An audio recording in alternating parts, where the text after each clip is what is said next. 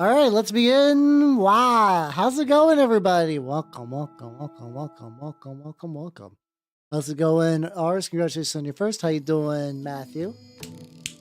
Supremely nice. Ooh, good one. Hell yeah. How you doing, Turtle Sages? Yeah, you're real fucking close. So this Sunday, assuming you do not miss the wonderful. So I'm gonna explain what game I'm gonna be playing on Thursday because I got lost in the sauce. How you doing, Moss? How you doing, Linguini? And I think I got everyone caught up. Hello, everyone who might be lurking or on YouTube or whatever. Hello. How's it going, nerds? How's it going? Hope you've had a good time. I feel like I did a lot of stuff yesterday, but I can't remember like what I did. Other than like we watched a movie called Magic Sword, which was very fairy tale fantasy. But I'm so upset because I didn't realize until nobody pointed out that like the movie called Magic Sword basically had no magical swords in it. It was kind of BS. It was kind of lies. Oh god, I have so many things on screen. I forgot about all this shit on screen. But yeah, so today my 3D printer is not 100% back to normal, but I was able to print out these two fuckers, which is going to be for the campaign I'm going to be doing. I mean, I am doing. I am playing the campaign, but I recently just got enough monies to afford both of these. This is my Alchemist and Heavy Machine Armor. He is mostly stock. I put like one Sultanate symbol. I also cut off the auto pistols from the Red Brigade kit because I love auto pistols. I love them so much. They're so good. They're so fucking good. And then here's my Homunculus. He's got a heavy flamethrower because I like to party. Also the fact that you can just like with the right alchemy stuff, like I've been a little bit into the Sultanate section of the Trench Crusade Discord, and from what I understand there, apparently the Sultanate is not a good faction to be in for the most part. It seems like the consensus is that New Antioch has got all the delicious treats. Also, Rattlebones. Thank you for the follow. Welcome to the workshop. How you doing? Like honestly, I don't care about like being too meta. I've also just won two of my two games so far, so like I'm doing alright. But yeah, I think it's because like Vanilla Sultanate is too open, and then like once you get into Esoteric Sultanate, once you get into this guy's also gonna be the easiest fucker to paint. Spoilers, he's gonna be like mostly Warplock Bronze till I can do my typical kind of like gold dry brush and stuff like that. I think they're from what I said too. They don't really have a strong focus unless you do the side specializations, which then also cuts out a lot of the army for you. And they have a hard time dealing with the anti-armor. I think it's because like late campaign, a lot of things have armor on them. I have not quite ran into that just yet. I have a couple of options for anti-armor, but I also prepared in advance for it. Also, like the fact that like House of Wisdom gives you access to like heavy machine armor, and regular Sultanate does not. So yeah, I don't know. I could like I said, it could totally be, you know, everybody wants their faction to be good, so I could totally see maybe some of the people in there like, you know, like doomsaying, or maybe they genuinely play it enough that like they know all the weaknesses and stuff that I don't. I'm okay where I'm at so far though. This campaign has been a lot of fun. I've been enjoying the fuck out of it. I will be playing another game of it on Sunday, I believe. Barring like freak accents and stuff like that. I'm excited. Oh yeah, I forgot to mention the so I think I mentioned that I was like, you know what? I found a bunch of like party dating sim games for like the PS1 and for the Nintendo 64. I found two, and unfortunately, they're both really the kind of multiplayer that you absolutely fucking need, like multiple people to be in the same room with the controller. So I don't know, maybe I could find some weird way to play that like with Dolphin at some point in the future. I don't know that, but that might have to be like a collab stream or something. But I did find some stuff. How you doing, Chieftain? How you doing? This is the game I found. It is this bullshit. Imadoki no Bloody Bride. There we go. You need Trench Crusade dating sim. I agree. Yes, totally, 100%. The premise is that you're like the son of like a fucking vampire lord, and you're sent to Earth because you need the blood of like a woman with a platinum R to become like a true vampire man. But the problem is that if you do any sort of like, if you magic that shit, or like if you force her, it doesn't work. It doesn't work, and the blood becomes fucking useless. So you actually gotta get in there and like do it like, you know, like charming and being cool. How you doing, Steve? How you doing? Yeah, I was like, I don't know. Like, on one hand, I do still want to play Girlfriend of Steel one day. That's the visual novel where you can date Shinji's mom, from Evangelion. You are Shinji Evangelion, and you can date multiple characters from the show, including your mom, who is like a new character. Date totally which date, basically whatever. I seen what you nerds post in my Discord. I'm not surprised that there is saucy Plague Knight art out there. I'm just kind of like, huh, yeah, no. It's like, yeah, it's like one of those things that like is like a mark of success, where if you see lewds, you're like, oh yeah, no, this franchise is doing pretty good. If you're getting to that part, things are doing pretty good. You know, it's getting around. No, it is always really funny. It's like, this is not like Trench Crusade and 40K have similar things where like people try to loot Nurgle and like the gross plague factions, and it's like they're trying so hard. They're trying so hard. Like every time there's like a Nurgle lady, and like they make like a kind of like more Gajinka-ish like Nurgle demon, they always are like, yeah, she's got like hair over her face and big bonks, but you're like, nah, it's like, unfortunately, I know too much lore for that fantasy to work. It can't, you can't go like, I bet she stink good, because no, canonically, she does not. She does not indeed. How you doing, Buckrose? How you doing? How you doing? I have seen that around, that like combative fart. I don't know how to describe that otherwise. Right, this motherfucker is going to require a couple coats, not even for like coverage drawing reasons. It's just that this guy is going to be so covered in this that I don't have a lot of places to firmly grasp it. So I'm going to try to maybe get the tops of the arms and go from there. No, you really don't even see that. It's usually, like I said, it's like a lot of people will just turn like Nurgle demons into ladies with big bonks, and they're like, here you go. Here you go. Like, unfortunately, that knowing who, like, I'm fully, like, aware that my knowledge of Isha is pretty low. But that does require some knowledge that a lot of people just don't have. Oh, yeah, so, like, this is originally the heavy machine armor from the, Hardluck, and, so there's a guy on Twitter called Hardluck. And he and I assume his local crew have basically put together this really elaborate... Oh, fuck, we got ad break. I'll explain Hardluck and everything. I've mentioned Hardluck a couple times.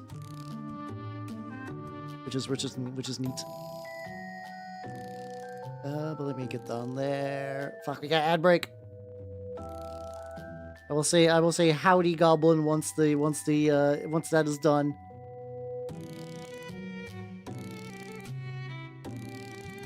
Let's see. All right, we good. No, not even a great unclean one with massive tits. Also, how you doing, Wretched Goblin? How you doing? You know, as one does.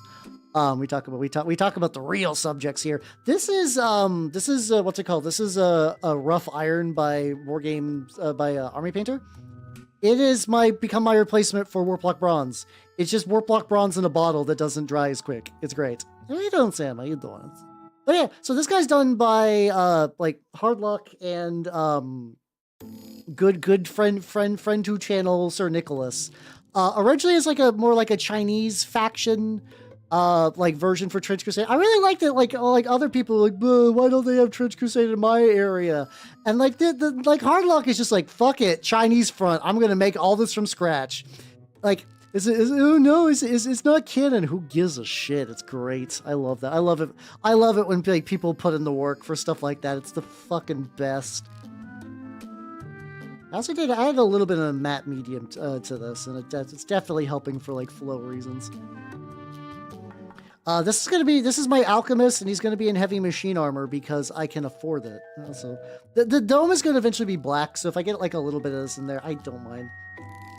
This guy's gonna be like the easiest fucking thing to paint today. The harder guy will be the Homunculus, which I'll probably just wait till this guy dries. And this is my Homunculus. Yippee. Which is the Homunculus is mostly the Bestiarum. Bestiarium did a whole bunch of like, what if, like, I love Bestiarium and they look good, and but they definitely have like the choices of like, you know, they have a setting called like Doden, I think. How you doing, honey? How you doing? Welcome. And like, their setting's good for minis, but also a lot of it is like everything's evil. Angels, fucking evil, bro. Fish, fucking evil. Pigs, fucking evil. And like, I don't mind that they went that route because, like, you know, I paint fucking evil things. It's great.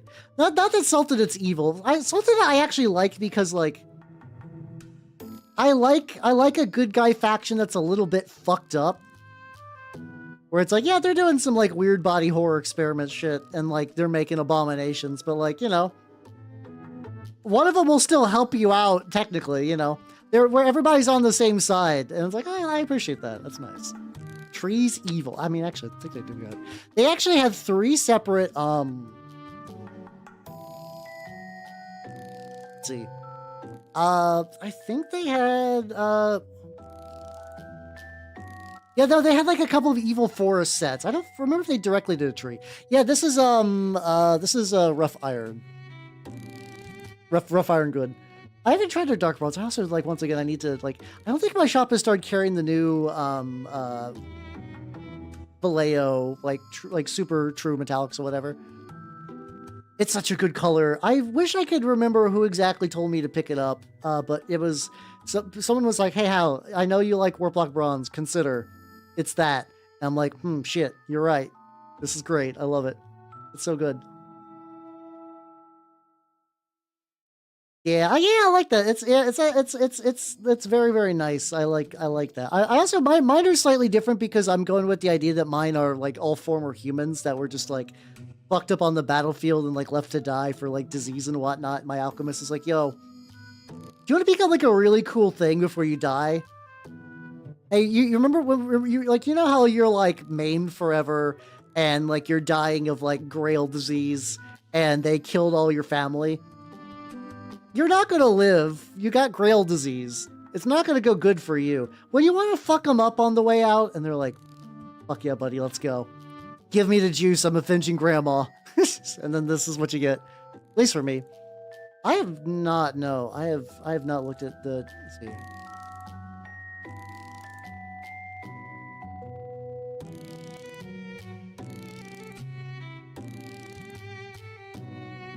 Ooh.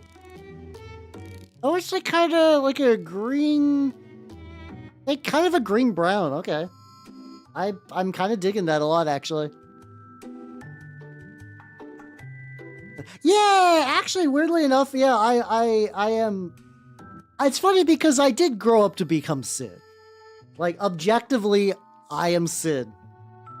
I take all my nice, clean, regular little toys and I fuck them up and I mush them together. And I make new horrible toys. I am just Sid. No, that is not only like an apt description, but just me. That's just me as a person. I'm not, like, Salted is kind of like the Sid's toys, but also I am just Sid. So I'm just gonna get like the back of this. This angle was not. This guy basically just kind of needed to be glued onto his base to start with. Like, there's not a whole lot of angle bullshit I had to deal with, but. Like, wanted to get like a little bit. I can get the tip too. Yeah. That's Sid. It's also funny because, like, to be fair, like Sid didn't know. Like Sid just was just kind of like I don't know. Maybe it's because I'm like, you know, I'm kind of like Sid. Also, I'm gonna go to bat for him. But like he's like, you know, a child. Just doing dumb shit. He doesn't fucking know. He didn't know his toys were alive. Like if one of them could have gave him the heads up, been like, yo, I know this is breaking protocol, but buddy, you gotta tamp down on this. They did it all at once. And just ruined him. Sid is probably now like in a fucking asylum, just like you know, getting his brain all scrambled. Toys are real. Like, yeah, sure, okay, buddy. All right, here's like 30 more zaps to the dome. Hope you enjoy this. Hopefully all this electricity will make you an upstanding member of society. I think sometimes that did, but overall, no. It's like, I used to think about, he did steal his sister's toys. That is a dick move. I never stole my sister's toys, also just because, like, I had my own cooler toys. I had my own cooler toys. Why would I steal my sister's toys and blow them up? I had Legos. Sid's parents just need to give him Legos. It's be like, oh, you're a creative boy who loves to build stuff, don't you know? I don't know. I'm doing that for Sid's parents for sure. And they should just do that and, you know, just like give them some shit. Be like, hey, you can take these apart all you want, buddy, and put them back together. It's great. You'll love it. I got my Legos, and look how well adjusted I turned out. Small. Hold on. When I like migrated off to the side of the screen, I don't know when that happened for sure. The life. Did they ever show a Lego person in Toy Story? Like my Toy Story experiences, I seen one. I don't think I've actually ever seen Toy Story 2 from like front to back. Like, genuinely, I don't think I ever have. I know that one is, like, another, like, the idea of a guy... Oh, God. Guys, am I just every Toy Story villain? Because from what I understand about Toy Story... I mean, mind you, from what I remember about Toy Story 2, the villain just does kind of straight-up steal Woody. But also, like, I'm realizing that the villain just takes old toys and just kind of, like, takes them back to his house and repairs them and gives them, like, little, you know, all their little accessories and puts them together, right? I do that with used minis.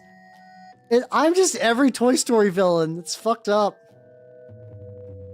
I'm getting shamed by a kid's movie. How you doing, Dark Muffin? How you doing? You don't understand. You don't understand. Yeah, that's probably like one in the background. I feel like it'd be like if you are somebody who makes toys, like in like the 90s and like 2000s. I feel like if you don't get your toy in Toy Story, you kind of fucked up. Or your toy is dead. You got the fucking like those like Dragon Rider spinny things, which I love those to pieces, but those did not survive past when they were new. It'll be a really sloppy paint job to get like these initial layers. That's fine. I'm probably gonna like make the back parts. The back part will certainly be like actual metal. And I need some color variety on this guy. He's not gonna be like the craziest, but he's gonna have some. Like wiring. Oh, that is like. It's whatever. How you doing, Casual Maker? How you doing? I do. Like him. Hold on. I forgot to drill his barrel, so nobody laugh at me too hard. I'm gonna do that later.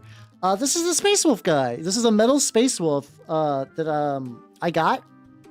I got this metal Space Wolf, and it did not have a backpack or a power pack or an arm. I always call him backpacks for some reason. I don't know why. A power pack or an arm, and now he does. He's real. I saved him. He was just jingling loose at the bottom of someone's collection that they just didn't care about. That's me.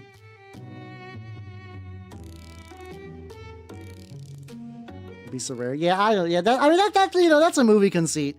It's like I understand that they're like, yeah, no, if this conceit isn't real, this movie doesn't work. Like, I get some appreciation for that as a GM, where it's like sometimes it's just like, hey, you know what? Don't think about it too hard. I think there was like legitimately a point where like one of my friends was like getting into like a like they just started talking about some like kind of economic thing in a game. I'm like, hey, no, listen, buddy, listen. You're thinking too hard. Don't you don't need to think so hard about it. It's here for narrative reasons. It's fine. This wasn't even my game. I was just like, it's fine. It's fine. And they're like, yeah, no, I know. I understand where you're coming from, Hal, but, and then like, you know, autism. I'm like, God damn it. Please, I would like to move past this part of the adventure. I would like to move past this part of the adventure. Hey, no, Decaf. Kind of. Well, so I'm doing a very similar build, but this is for my Sultanate. I am currently going to be doing, I'm doing, oh my God, I said I'm doing like 3 times. I am playing, the House of Wisdom, and House of Wisdom gave me access to heavy machine armor. And I got heavy machine armor from New Antioch, and I took 1 mechanized pistol. from Trench Pilgrims. So that's what's going on there. That's what's going on there. It's a very similar build. Like, I don't really need Gunslinger to make it super work, especially for auto pistols. Kind of covers a lot of that. For me, the big benefit is that, like, whenever this guy attacks, every shot is given the fire, like, rider to it. So that means if I'm fighting you in, like, if I'm fighting somebody, right now my guy only has, like, one regular pistol and one machine pistol. But if you're, like, close to me, I can fire 3 shots at +2 to hit because Alchemist, and then all those will have fire. So yeah, this is originally a, what's it called? This is a heavy machine armor for a fan Chinese faction. But I wanted some heavy machine armor that just kind of felt like alien. Like maybe alien's the wrong word. Like, I want something that didn't feel, I want it to feel like power armor from the heavy armor. But I didn't want it to feel New Antioch, which I think this is good. Yeah, that's why I keep hearing that the rest of Sultanate's bad, and, like, maybe. I will fully admit that, like, I didn't go into the House of Wisdom for power gaming reasons. I just really, really like horrible mutants. How you doing, Lunar? How you doing? Have enough dogs? I don't know exactly the play pattern of Red Brigade, or else I would give you some advice on that. Really? It really is. Also, oh, you haven't got to see it yet, Decaf, but, like, here's my Homunculus. He's got a heavy flamethrower, because one of, like, so as far as my local group can tell, there's nothing illegal about this. It's just kind of whatever. Yeah, fucking streaking, hell yeah, let's go. But how you doing, Lunar? One of my guys rolled patron skills and got rolled skills, got patron skill, and then I chose the thing that was like, you can buy 1 piece of gear. And it's, at least is what we've ruled so far. Also, Josiah Door? How you doing? Thank you for the follow. Welcome to the workshop. How you doing? And how you doing, Jay? Welcome. Stick hero. Fucking rat. I'm going with the idea that my guys are basically, they offer the wounded on the battlefield, like, I got the lore from my guy. And a lot of it, unfortunately, I realized I kind of mimicked a lot of the story beats of Iron Man, and I'm okay with that. My Alchemist is this, like, super genius dude who had, like, got a terrible, like, he was doing, like, kind of like a regular kind of, like, as an Alchemist, went out from the Iron Wall. Oh, fuck yeah, Sacred Affliction, let's go. Hell yeah. Pilgrims are nice, too. I like every faction, really. I'm going to the idea that at some point my guy, I haven't really nailed it down yet, but he got some horrible disease and, like, was, like, you know, big brain enough to kind of, like, not fully cure it, but contain it. A lot of his findings sort of, like, made him very rich within the Sultanate, and also he established some good connections to outside sources. But he's still trying to, like, fully cure what's going on with him. So he is traveling the battlefield to battlefield, fucking shit up, and also, like, looking for recruits to be like, hey, you know, everything, you're gonna die. You want the juice? You want me to give you the juice so that way you can stick it to hell before you go. Not everyone says yes, but a lot of people do. Especially because I imagine also, like, being kind of like that, kind of like the biblical concept of lepers.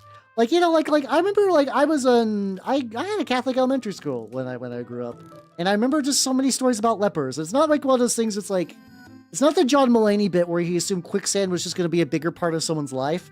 I was just like, man, like, leprosy just used to be so common that, like, I forget if they eventually figure out how it transferred.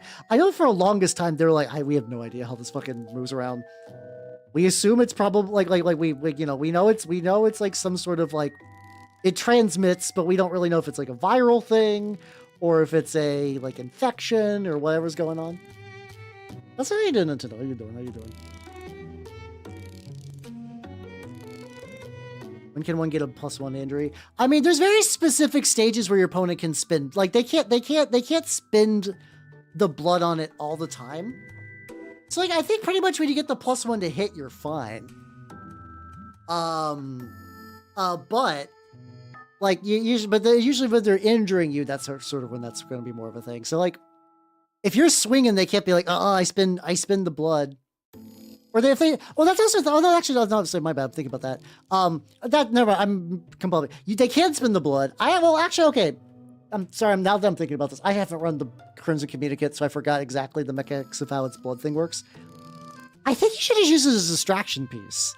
Like honestly, the fact that you just kind of get in there, get into somebody's face, like really harass them, and like if they rip blood off of your communicant, that just makes it more survivable. So like I think that's probably the way to go for that. Otherwise, I think it's just like having a bunch of cool dogs and then pistol shit.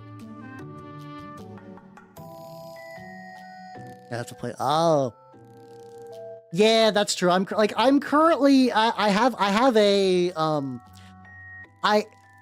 also had a really banging deal.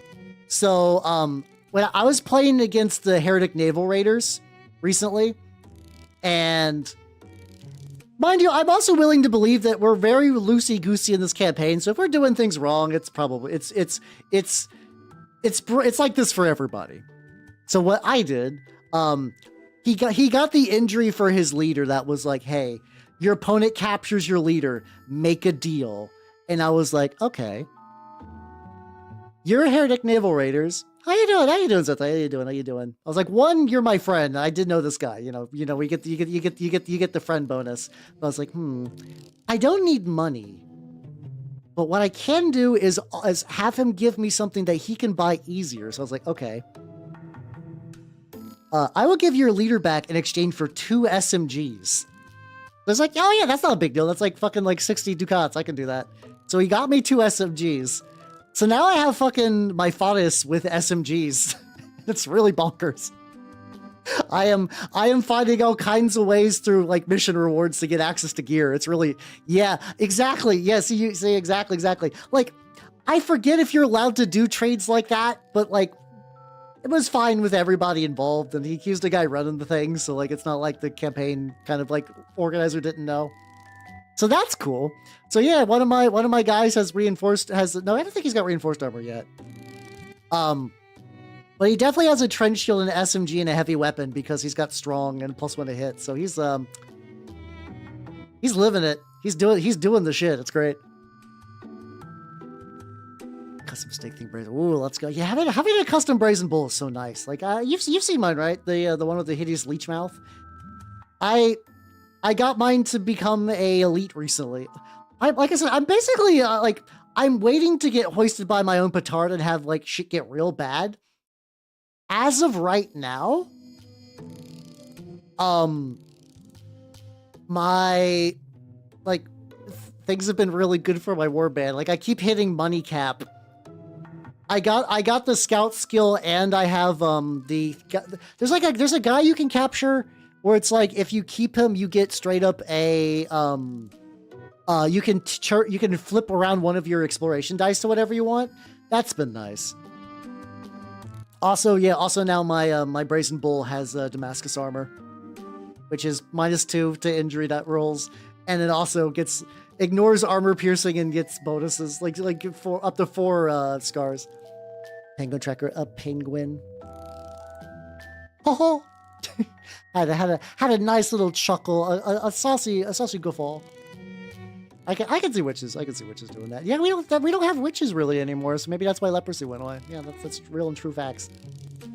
We have witches, but most witches these days are just running OnlyFans accounts, so like it's probably I think that's why we're fine. I think that's why we're fine.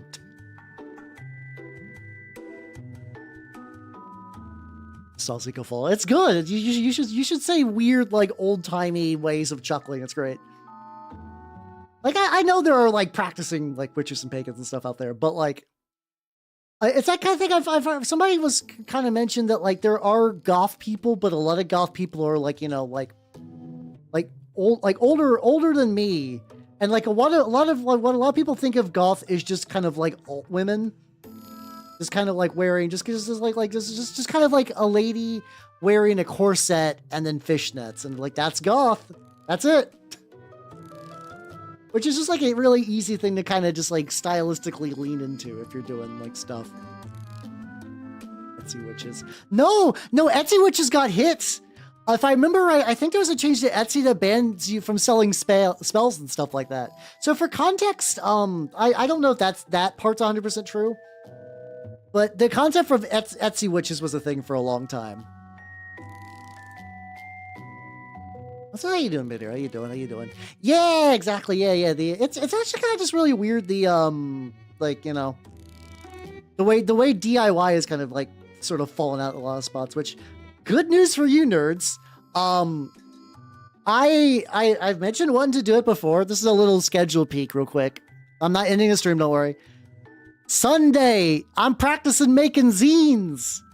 I got some stencils. I got the India inks. I got some paper. I got some new. So what I want to do is I want to take some like pictures of my minis, like run them through some dither filters, print them out on paper, and just be able to do like just take like a little glue stick and just kind of like slap them on some of the zine stuff.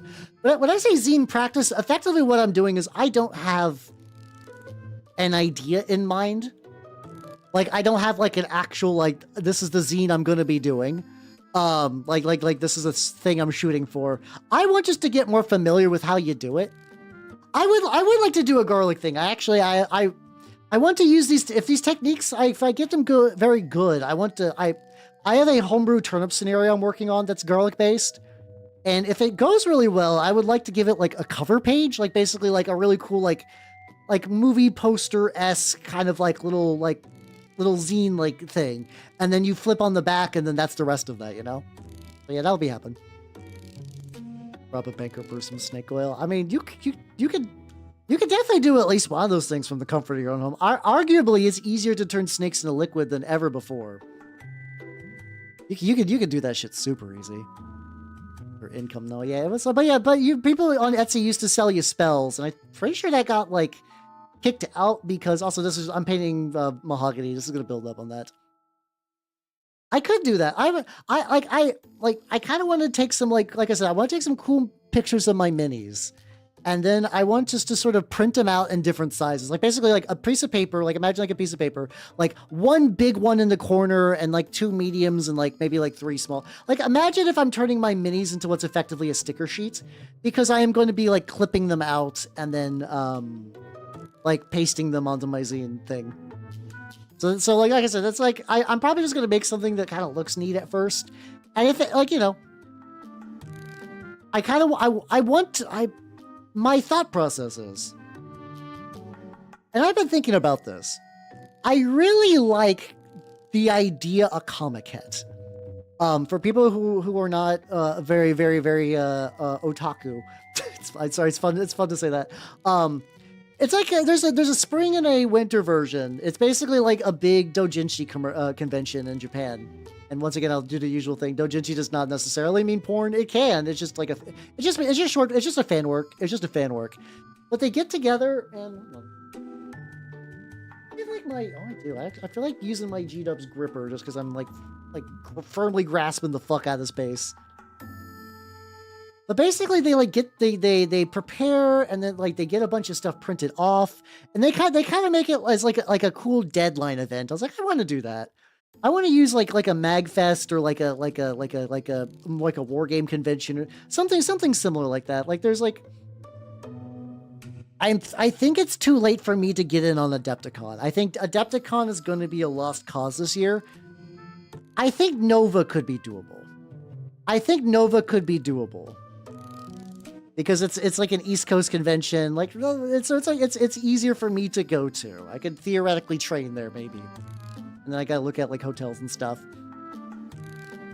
After it was paid a curse on them. No, I think it was I could be wrong, but I think it was before, like, because the tricky thing about that is that, like, it's I kind of like that Etsy witches could sell their wares, but also that is like effectively a scam. I mean, it is kind of a crime because it's like, okay, you're selling something. Like, can you prove that it works? Like a lot of times, like, you can do that kind of like, you know, at like a booth or something like that, you know? The weird sides of the internet. Oh, that's fair. You might have more up-to-date knowledge than I do. I was vaguely under the impression that happened like before, like people were hiring Etsy witches to curse Elon or whatever. Yeah, it's Nova, it's in Northern Virginia. So like I think for you that might be kind of a ways out. But like it's not terribly hard for me to reach, I believe. Now, as far as like housing and stuff goes, I don't know. I might just need to suck it up and just find like, cause like basically during all of MagFest, it was just like, oh yeah, we're very far away from the convention, but the rent is cheap, so we can just Uber there. And I know there's like the whole like that like, you know, kind of crosses out. But I also have to assume that every convention pretty much has all the real primo shit kind of like stolen. Not stolen, but like, you know, like they're like, hey, Nova 26 dates are up, and then like every hotel flies off the shelves just almost immediately. I have to imagine that's just like a super common thing. So if like, I've always been incognito at like MagFest, because I'm gonna be honest, MagFest is sort of just an excuse to meet all my VTuber friends. I'll be fully upfront on that. I would totally be down to like, you know, if I would like to do maybe like a formal like, hey, let's play some games or something with Halbuds or whatever. That I think could be easier to do. I could bring some minis. You guys could get a sticker. I once again, like, no promises yet, because I don't 100% know if I'm going or not, but I think something like that would be a lot better, because especially because, like, you know, as far as I'm aware, no other VTuber would potentially be going to Nova. Some of them might go to Adepticon. I could potentially see that.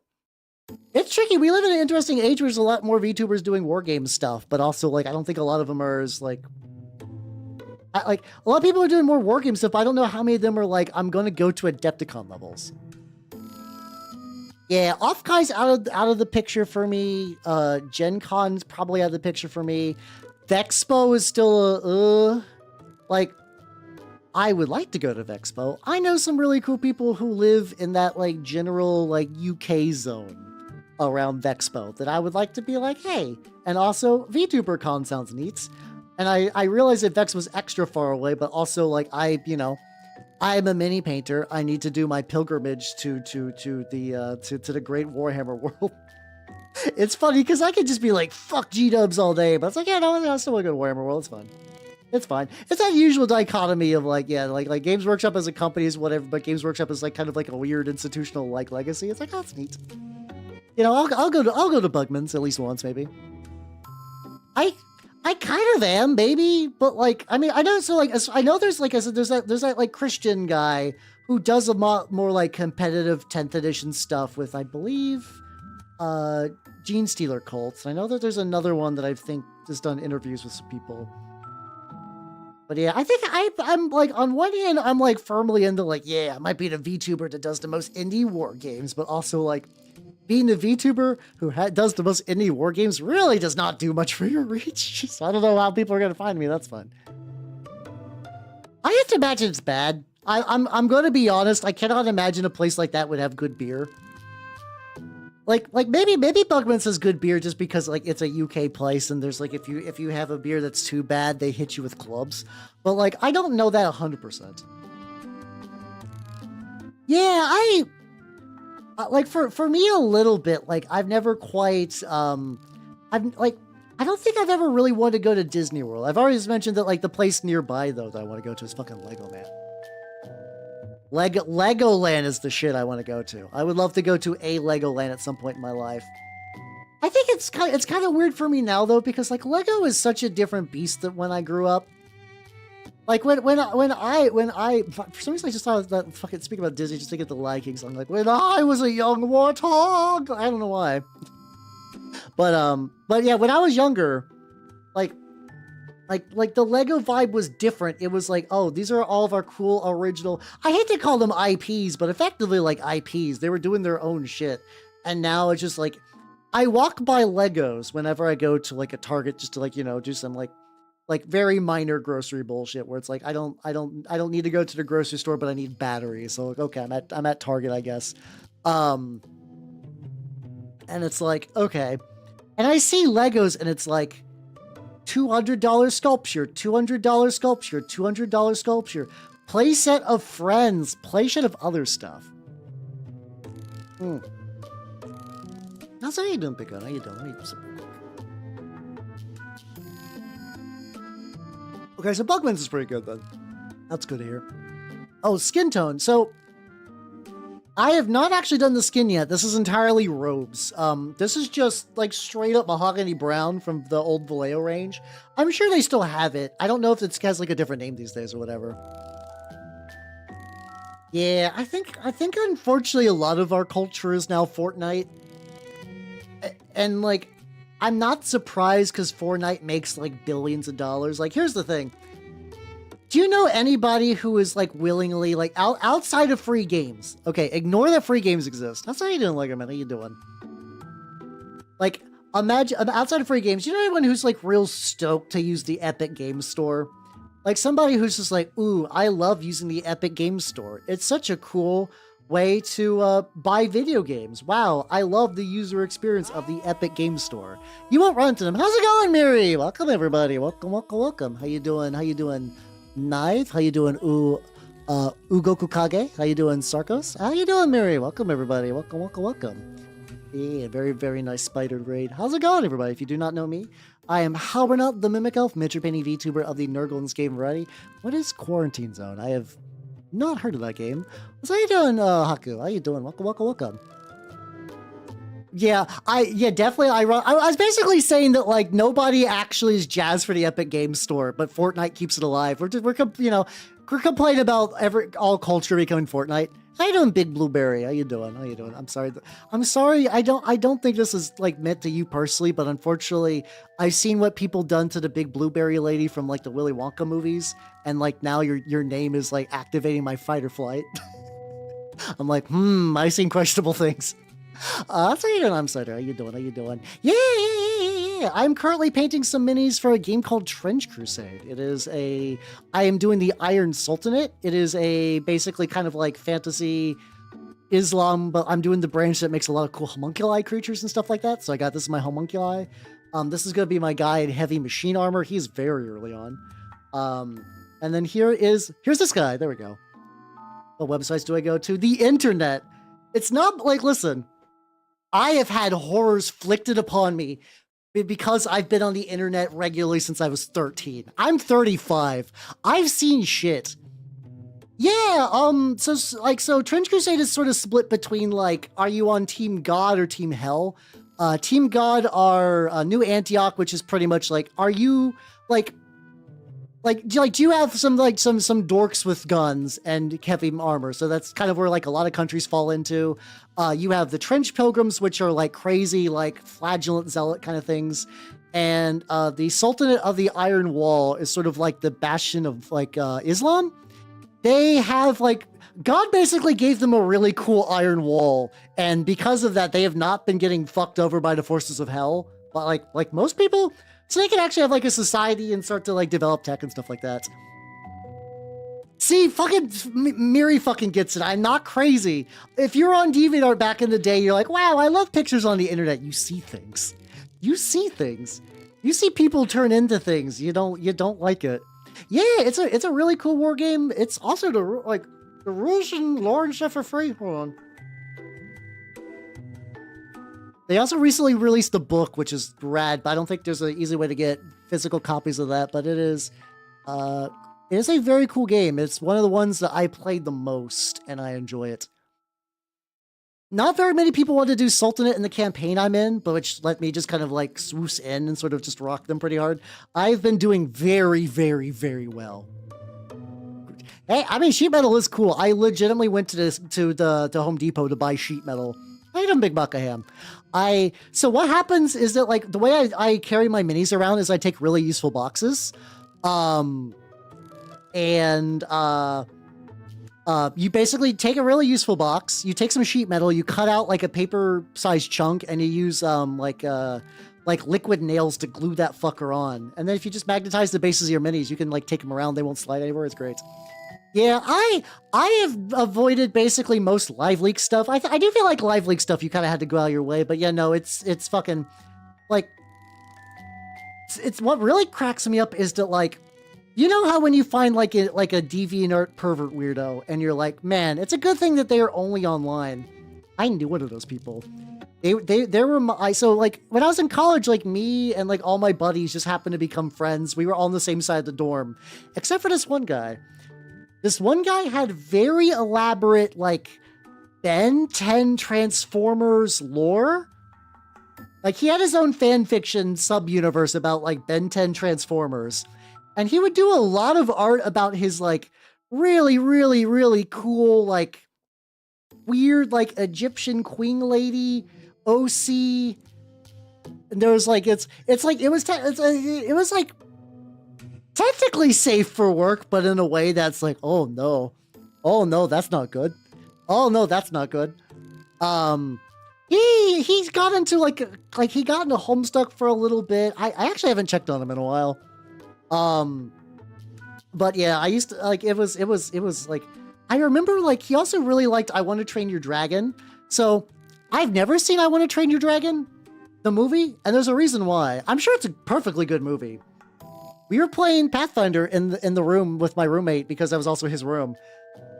And this guy played the How to Train Your Dragon trailer non-stop for 3 hours. And I'm like, I'm good. I don't need that. I don't need that in my life. Yeah, you can find... Unfortunately, from what I understand, DeviantArt is a hollow shell of a website. Because, DeviantArt's a hollow shell of a website because at some point they took the AI poison pill and it's just gonna fuck their shit up real bad. Yeah, the blueberry... Well, the blueberry's like in the... Like, the reason behind... The blueberry has lore, weirdly enough. How you doing, Soul? How you doing? So, like... What's the best way to say this? This is like deep boner history. Like, do you guys... like... There's some... like, have you guys heard of, like, the, like, first boner theory? Where it's like sometimes the first thing someone sees when they pop one just kind of like imprints something weird on them. And like normally that leads into a lot of whatever stuff, but like there's that, and then all the amount like there's the blueberry scene from Willy Wonka that somebody's like, oh no, why is this happening? And that just like ruined them for life. Yeah, it's more of a joke than an actual thing, but sometimes it pans out. But also there's, God, this is gonna sound really fucking weird. Also, Miri, I'm sorry I'm inflicting this on all your nice viewers. I'm very sorry. You sent them into the trenches more metaphorically than literally today. Do you guys remember not the Lion King, you guys remember the Lion King. Do you guys remember the Jungle Book? They're gonna be like, what the fuck are you talking about? I hate Super Sebastian. I need to explain. Do you guys remember the Jungle Book? You know, there's Mowgli, like, I want to be like you, that guy, you know, that whole song and dance. Do I leave the long leak? No, like I said, I avoided live leak stuff. I didn't really go any of those. But, there was that snake. There was the snake in the Jungle Book. That when he, like, was hypnotizing people, he got, like, the really swirly eyes, and they got the really swirly eyes. And, because of that activated neurons in some developing people. And there's so many pictures of that. There's so many. Yes, there we go. Yeah, no, it legitimately implanted a hypnosis kink in like a bunch of people.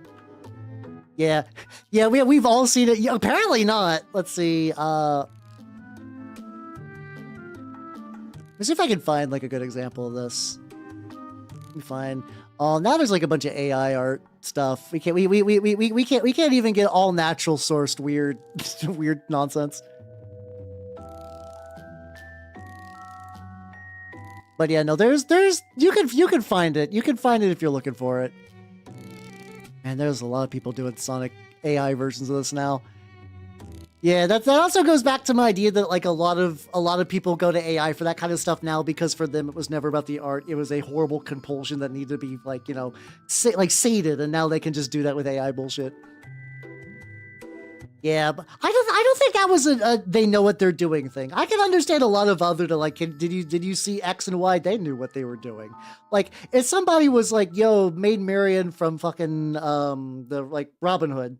Like, I don't agree with that, but I could be like, yeah, no, okay, that's like a logic that I can at least conceptually understand, you know?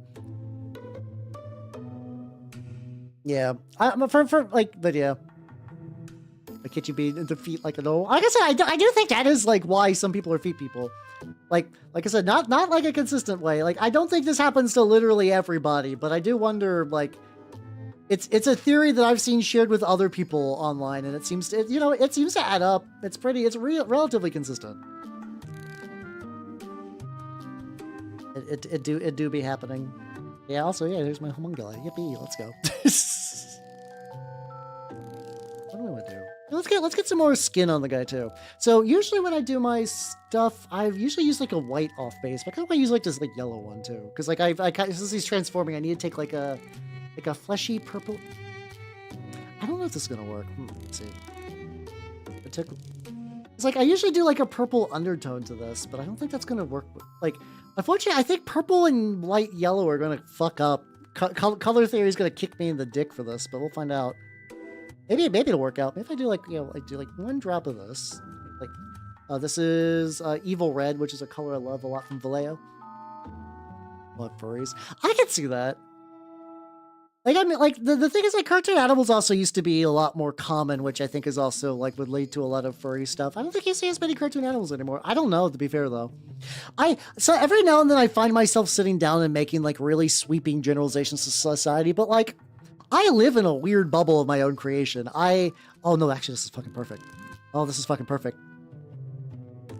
Where it's like, I mostly paint minis in VTube, but I also VTube in the way that's isolating from other people who are VTubers, because I'm not like, I like Hololive just fine, but I prefer indies.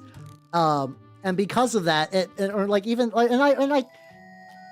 indies is also now kind of a weirdly loaded term, and I don't, like, this isn't like necessarily a bad thing, but like, there's a lot of people that are like, oh yeah, I like indie VTubers, and like, oh, you mean like Mint and Doki Bird? I'm like, it's like, by all technical definitions, you're correct, but there's like a lot of, they are sort of like former corpos that get a lot of stuff going on. How you doing, Doug? Oh, we're so chaotic today that I'm actually not painting Warhammer at all. This is for Trench Crusade. Surprise. How you doing, though? How you doing? But yeah, but it's like, it does kind of mean, though. It's like, well, no, like, I mean, like, people who aren't quite like, gigantic because of that. And that's like, that's also further isolation, and it's weird. But it's also like, it's like, I like war games. Like, what do you like? So you like Warhammer 10th edition? No. It has been interesting seeing people talk about, there's apparently the new campaign books are giving options for create a character. And on one hand, I've been seeing people who are real jazzed about it. And I'm just thinking, like, they're probably just going to like cancel that once 11. Like, there's a lot of people saying like, oh yeah, no. This new edition, it's not going to be like other new editions. It's going to keep things backwards compatible and intact. I'm like, listen, I've only really been able to afford like 40K stuff fairly recently in my life. I grew up on TG, but like that was never in my budget when I was in like high school and college. Also, nobody just played near me. But like, you believe that G-Dubs is going to be like, yeah, no, this will be cool and backwards compatible and everything. Yeah. Like, what's that thing? It's like, don't believe their lies. I'm like, this song and dance has happened like so many times. It's not furry either, but there's a lot of I'm not a furry butts going on here. If I open, if I open all of your wallets and find like a picture of Crystal Fox in there, right? You're gonna be busted. You're gonna be busted. I'm sorry. And it's all good, CEO. Have yourself a good work, assuming you can. Like, a lot of times work sucks. Hopefully you can have a good work. Good time at work. At the guild, I don't know. Recently at the guild, we got over like a big project that was kind of like time consuming and stressful. So I'm doing like relatively all right now, all things considered. Oh, fucking Leviathan Dreadnoughts. Let's fucking go. I want to do some, I still want to do my Marigal at some point, but I need to like build that together, which will be the close. Also, I still got to do the Saturnine Dread as well, which is just currently sitting. I like Horus Heresy models, but also G-Dubs makes them like the most like awkward, unfun to build things ever. They always take like a million parts. So Kingslayer, thank you for the follow. Welcome to the workshop. A custom meme. I will gladly accept your custom meme post stream. I need to get like a little bit more. I think I could get like maybe like one more drop in there. I would love to do that. I would love to paint at my desk. Diaper Saint. Oh no, that is a lot of you like my curse lore has not been updated in many years. So if there's been new curses, I have not seen them. But it's like I just remember the one time, like I used to build models at the guild during my lunch, and I just got like soft shamed out of it. So I'm like, oh, okay. So I guess I won't do that anymore. That's really fucking good. Hold on, do I have the picture of the lad on here? Hold on. No, it's on a different screen. I did do the Praetor recently though. Show you the Praetor. Have it on.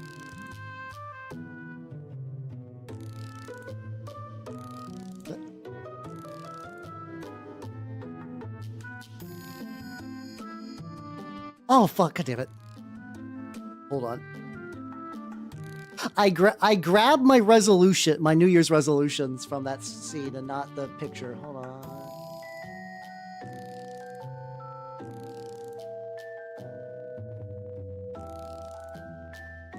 There we go. There we go. Yeah, check out. Here's my. I do word bearers because they're the best legion objectively, and Lorgar was right, and Erebus is right, and everyone's right. Core Pharaoh's not right though. He can eat a bag of dicks. But yeah, here's my Saturnine Praetor I did recently. So while that spins, I'm gonna turn on my heater a little bit. I'm melting.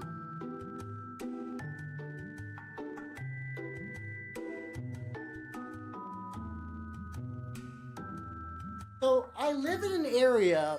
Oh fuck. Okay, I accidentally knocked over some gene stealers, but I knocked them over into another container. So they actually technically just got put up. Oh, hell yeah, let's go. So I'm just gonna put him over here. Yeah, I live in an area where it's like stupid godly warm normally during this time, but like the snow has fucked us up super bad. But it's melting now. I can actually like 3D print and stuff. Yippee, I'm super excited about that. Yeah, I'm very happy to Praetor. I need to, I don't know when I'm gonna use them. Like technically, I use them mostly during like I usually play, the only edition of 40k I actively play is 3rd edition, which is really, really fun. Also, people should play 3rd edition more. It's fun. It's fun.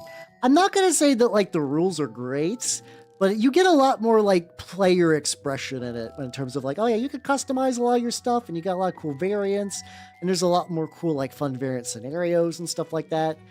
I'm also biased because I play Chaos and the 3rd edition Chaos Codex absolutely fucks. It's super good. It's super duper nice. Strong recommend there. But like, unfortunately, it's hard. We're getting more and more people locally who's into it, so we're building it up. Also, it's all good, Nintendo. Have yourself a good night and take it easy, yo. But yeah, these guys are my next like I need to finish project because at least, so this guy, my Alchemist, even though he's like my warband leader, I'm at a very weird spot in my Trench Crusade campaign where I'm actually like severely handicapped by the point cost cap. Like I have been very lucky and I have lost exactly 1 unit in this entire game. And it was my Homunculus.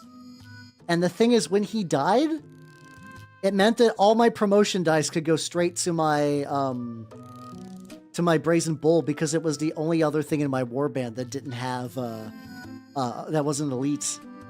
So his death was actually positive. So I've been doing between that and like needing to keep buying the elixir to get my Alchemist tough. I've been like, those are like very money, like minor money inconveniences. It's super good.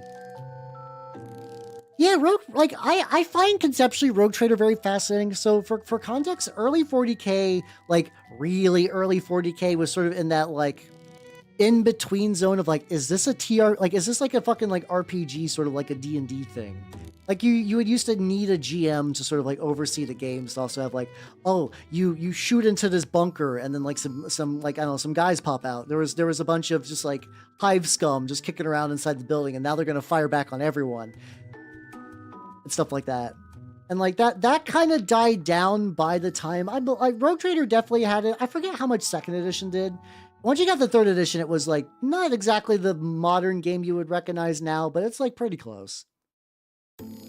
Like there's still a lot of like role play rules and stuff like that. Where I mean, like it's like rules that were just there for like fun and whimsy, but like Rogue Trader had some like real crazy bullshit. I know there's been some talk in my local scene about giving that a go. We keep like between like my main shop and this newer one. This newer one is really neat because it's just filled with people that are like, I want to play esoteric indie war games. I'm like, fuck yeah, let's go. Like I might be getting an Acropolis 28 game at some point. Maybe this Sunday. If I'm very lucky, I might actually get an Acropolis 28 game this Sunday, and that's going to be fucking banging. One more about what I have. Yeah, that happens a lot. Like, it's kind of interesting to see, especially for, like, events and stuff. You do kind of get that, like, people kind of turn it into, like, more like a one-shot D&D campaign. And I'm torn. Because, like, on one hand, that's kind of neat, but it also, like, you know... I also like RPGs. But I also don't need to like get that itch scratched. There's a lot of people that I think would like RPGs a lot more than they realize, but they only like it's this like reoccurring frustrating thing that I keep running into where like there's people in like people in like really like niche wargaming spaces that are doing like all kinds of inventive stuff, and they really like, you know, they do it their way, and they play all kinds of unique and interesting varied settings. And they're like, okay, I'm going to go play a TRPG now. And it's just always fucking... It's not Dungeons and Dragons. But it's pretty much almost like they play Morkborg or they play like old school Essentials. Almost exclusively. And I'm like, what the fuck? Why is it like that? And then they're like, it's like, people ask them like, why don't you play like other games or cool indie games? And they're like, this is just, you know, it's what I like. It's fine. The kind of people that are like, yeah, take things in your own hands. Like really, like, you know, don't only play like the kind of like the very common stuff. And they're just like, I actually just take rules from other games and put them in my old school Essentials. I'm like, motherfucker, why?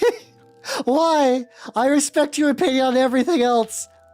I think it's just because like I do think weirdly enough, like there is like a strange distinction from heavy war game players and like heavy RPG people. And not that there's like no overlap whatsoever, but it does almost seem like to a certain degree that there's a type of wargamer that just doesn't, that yearns for the idea of the war game, of the RPG, I mean, like the non-standard RPG, but they just kind of do that, like, they do like a slightly more niche version of like, wow, I only play D&D because that's it. That's role-playing games. Haha. How you doing, Lucky Chainsaw? How you doing? Let me moderate real quick. Also for people who have not seen this. There we go.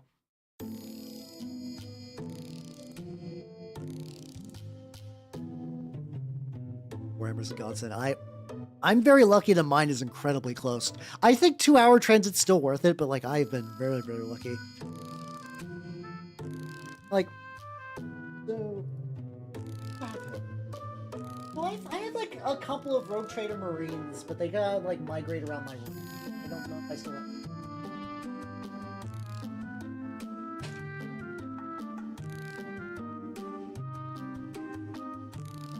I had one kicking around. I don't know where he is. I mean, the shortness might be kind of weird. I also, this is also something I really, that like, the thing I think about is, so like, 28 Mag is like the people that do a lot of the, like, the really cool, like kind of like weird freak shit indie, like they're making up their own games that are ran only during like a single event kind of dealio. I'm like, ooh, that's the real neat stuff. And I think what happens to between like them and some other people, I think they think that all role playing is like, have you guys ever seen like an episode of a cartoon where they have a D&D session and it's like everybody is dressed up and the DM is like, and you verily walk into the Duke's chambers, and he says it is time for you to find your quest. I Dave the Knight, for verily forsooth, take the quest with me and my party. And it's like, oh yes, like, oh verily, yes, well, oh verily, yes, forsooth. Like, I do think a lot of those people think that's what role-playing is. Because otherwise these people are like writing backstories and motivations and character flaws and all kinds of stuff for their tabletop sessions. But for some reason, that last little switch never gets flicked, where they're like, "Oh, I can do that in other role-playing games." Yeah, nerdsploitation is kind of real, yeah, for that kind of thing. But it's also like, I mean, I'm not even necessarily blaming those cartoons and stuff. Like, you know, it's like, yeah, there's a Dexter episode, there's a SpongeBob episode. I don't know much about the Community TRPG. Like, I know there's a show at one point called Community. I know that they had one. I don't know if that was good or not. It doesn't matter. This guy's got so many fucking tentacles. Really, like most of this guy's just painting him as just getting these tentacles going. But I do think there's like a type of person that is really creative and is like has the juice, but they just think that's what games are. So they're like, "No, I'm good." So how you doing, Mr. Morbius? How you doing? I mean, some of it's the rules, yeah, but also these people kind of like stick to rules lighter games too. Like a lot of them do eventually reach the point where they're like, yeah, no, I'm just doing like a really simple, like, you know, like Mork is not a complicated game. It is very simple. It is very, very simple to the point that I don't find it super interesting, I guess. Yeah, that is like my one thought, that sometimes that like maybe they want to do it with like only like one miniature, but also like I've seen them do it with skirmish games. It's very strange. I don't know. And it's like, I'm in a weird spot because I am like a tabletop, like kind of like jack of all trades, where it's like, I do war games and I do indie like TRPGs and stuff. And I think for me, it's just, a lot of these people do kind of have like, you know, the respect of their peers and like have some like reach where they could just be like, you should check out things like, you know, these people are like, you should check out war games. It's not Warhammer. There's a whole world out there. But then they just do the same thing with RPGs. And I'm like, oh no, people listen to you. And like, it's not that I'm like, don't listen to them. It's like, I think most of the time they have good takes. It's just that me and my particular brand of autism, just like, this is the one you're fucking up. You're fucking up this one real bad. That's the funny thing, is like there's so many TRPGs where you don't gotta measure, ironically. Like fucking like Necronica has zones. I think Fabio Ultima has zones. Ryutama has zones. You're like, like fucking Sword World has zones. There's so many that like you just don't even need to like have like a grid. You're like, are you in the front or are you in the back? You're in the back? Cool. Bows can hit you, but you can't use things like a sword in the back. It's like, yeah, that tracks. Sucks. I mean, there's probably others at this point. I don't know, like some, like, I know Lancer, I would not play Theater of the Mind. That's insane, but also I mostly play Lancer on Foundry. There's more of like a physical mini presence for Lancer. I would totally be down for that. But yeah, kind of at the beginning of like we did watch Bases of Monsters and fucking Skullduggery, which are both very much like, yeah, that's what D&D's like, right? It's a bunch of nerds who are just like only doing like very faux like LARP stuff. Yeah, D&D can mostly be done Theater of the Mind. Vampire definitely can. Oh fuck, we got ad break. Continue my rant shortly. I need to work on this a little bit. Got so many angles. It's got so many fucking angles. It's just like I guess I should have seen that coming, considering that he is by volume just mostly squid. Like this guy is just like new and exciting layers of squid, and it's like really, really, really cool. But like it's also a pain in the ass to paint. There we go. Yeah, I would say the only actually what was actually kind of a very neat idea at the time. The older War Machine TRPG actually was like fully rules compatible with the war game. So that was kind of neat. Like it played fine to like role play with, but it also meant that like if you wanted to do like, oh, this is a kind of like a tactical scenario, you could. And it was like with like measuring and stuff, which I found neat. I have to imagine if you weren't there for War Machine or you just didn't have the attachment, the idea of that was kind of weird. But it was kind of more like, oh yeah, you could like, you know, make a character play long enough and then just kind of like run him in casual games with your buds. And I was like, that's a cool idea. I like that a lot.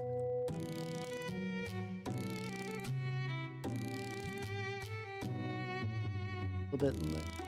How do we get some of the metal done?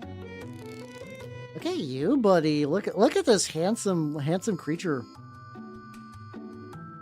this looking legit. I'm also thinking making the eye. Actually, like usually I do like a colored eye. I might try to keep the eye sort of white.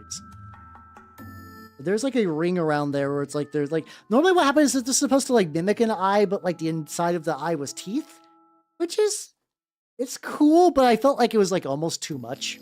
Like I thought that was only too much. Oh yeah, so for Mr. Mobius, this is my homunculus for Trench Crusade. I'm running a House of Wisdom warband, and this is my second one.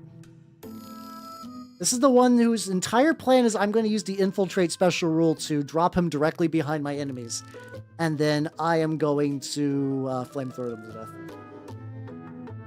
Angry Marines. Hey, let's go.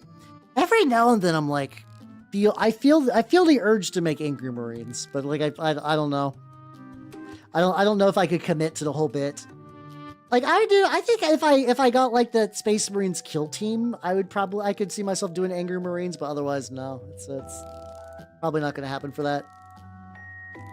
I do feel very nostalgic about Angry Marines. I think at this point I have actively not been on TG for well over a year because it just kind of got depressing. A lot of places I used to frequent on the internet just kind of became depressing.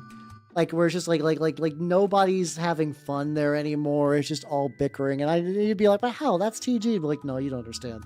Like there was at least like either like a balance or like the bickering was about like something TRPG related. Like as much as I loathe edition wars, there was at least like something like that.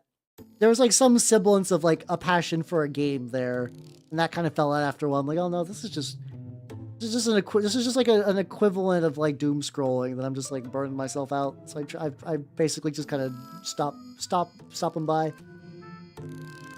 But I miss the better days sometime, you know? Yeah. Oh no, that's totally fair. That's totally fair. Like I mean, it was a very like Angry Marines are a very like point in time capsule thing for TG during like the 2000 like early 2000s no late 2000s TG was around to like 2008 I think that sounds right. I was not there at the beginning, but I was definitely there like shortly afterwards. Yeah, no, if you balance out, you gotta get the pretty Marines. Though I think at this point, pretty Marines are probably just people really just doing Blood Angels these days.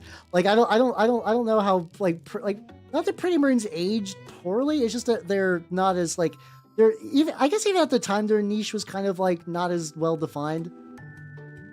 But yeah, no, I think now people just kind of make pretty Marines without making pretty Marines. If that makes any sense. But it's kind of good with the idea that the eye had his pupil ripped out and they just stuck like a fake pupil in there. Yeah, they were the counterpart to the Angry Marines. I don't think they got as much attention though. Like I don't know when they appeared in the grand like scheme of things. Oh, let's see. I could probably find. There we go. 40 facts and lore on pretty Marines. What YouTube guys do? There's not enough facts and lore for them. What are you talking about? Are you high? God, fucking people will really just make like lore videos about everything, huh? I don't think there's 40 facts about them. I know Zekro, I did the one. Yeah, there we go. It was kind of just leading to like, cause like, you know, I think it's kind of like very overtly kind of Bishonen kind of characters and as common these days either. So like, that's probably why there's like a little bit of like not as much attention there. But yeah, there we go. Classic pretty Marine. Like if you put me in a suit, it'd just be me. But yeah, I'll put him right above the Scarflakes album by Ninja. Because why not? No, the Ninjas, my bad. Not one single. I still have not listened to this. For context, I was buying some used books and I found it in a shelf next to me, and I was like, "This feels like quality. This feels like quality stuff." Congo 1995. I don't know much about that movie, but hell yeah. Also, something I'm kind of going to work on. So this is the line of Jabir. They changed the base sizes.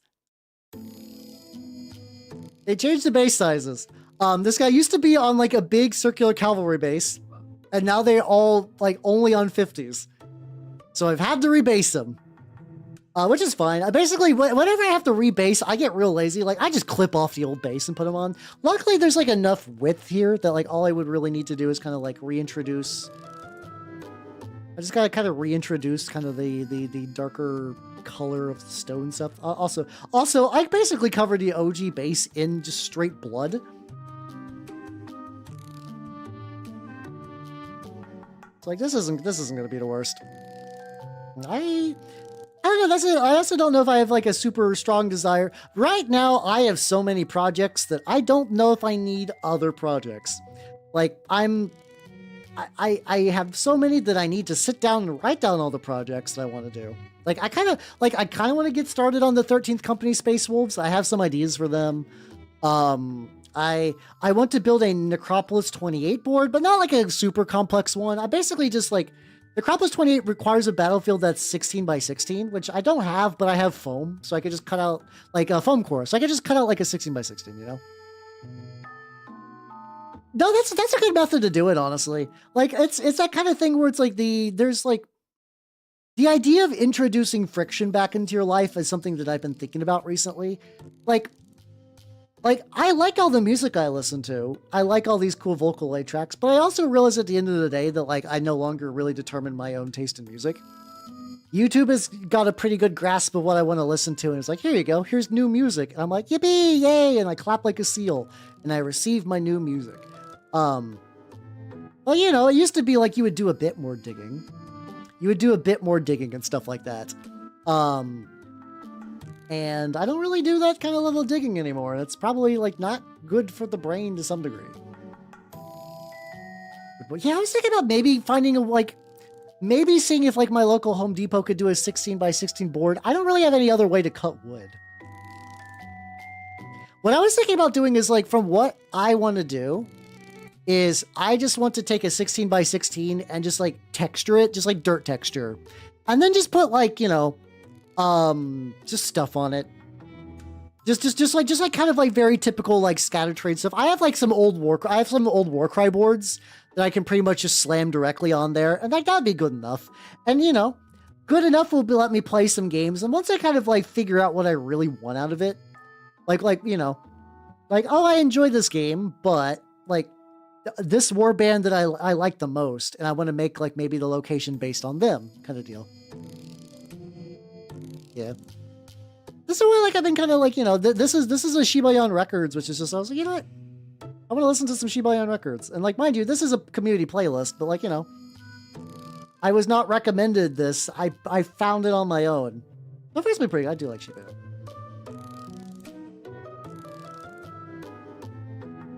Yeah, God, no, slop is fucking coming everywhere. I hate it.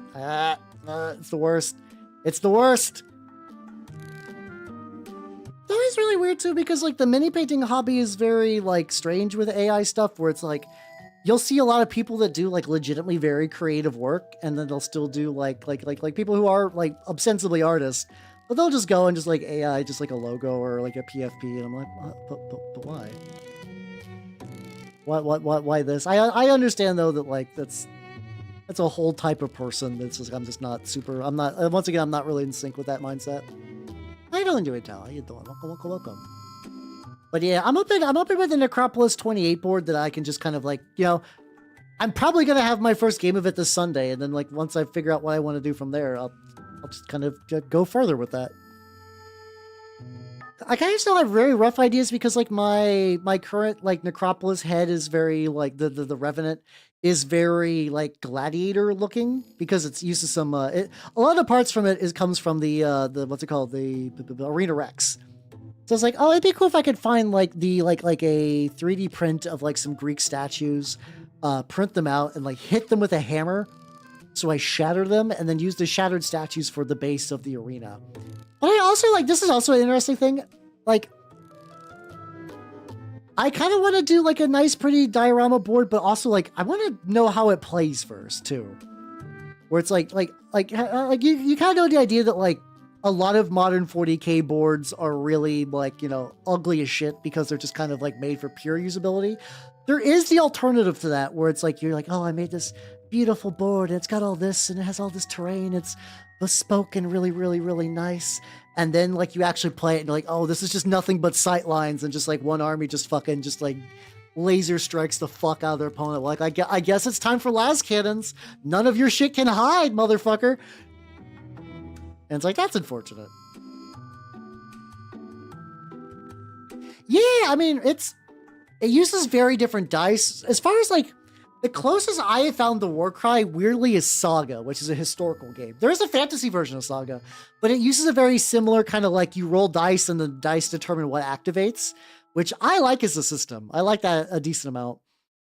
That's mostly a historicals thing, though. I know that's mostly like a historicals thing, just because like it's like sort of like to represent like command friction, where it's like, yeah, not everybody's like fully on board for like being gung-ho hero fight to the death all the time.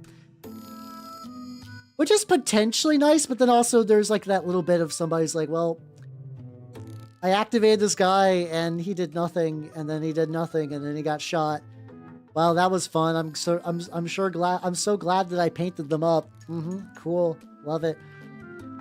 And like, yeah, those are like the two extremes, but like I can understand like both. You know?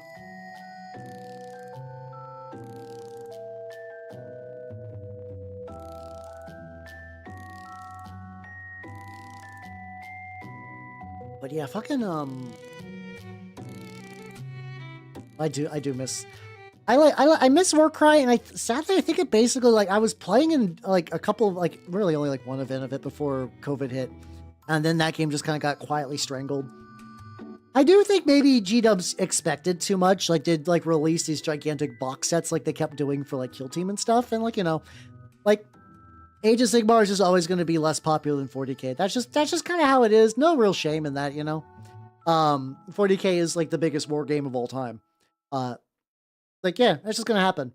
But then they're like, well, all these boxes have not selling as much. Clearly, we need to kill the game. And it's like, oh, please, you're learning wrong lessons.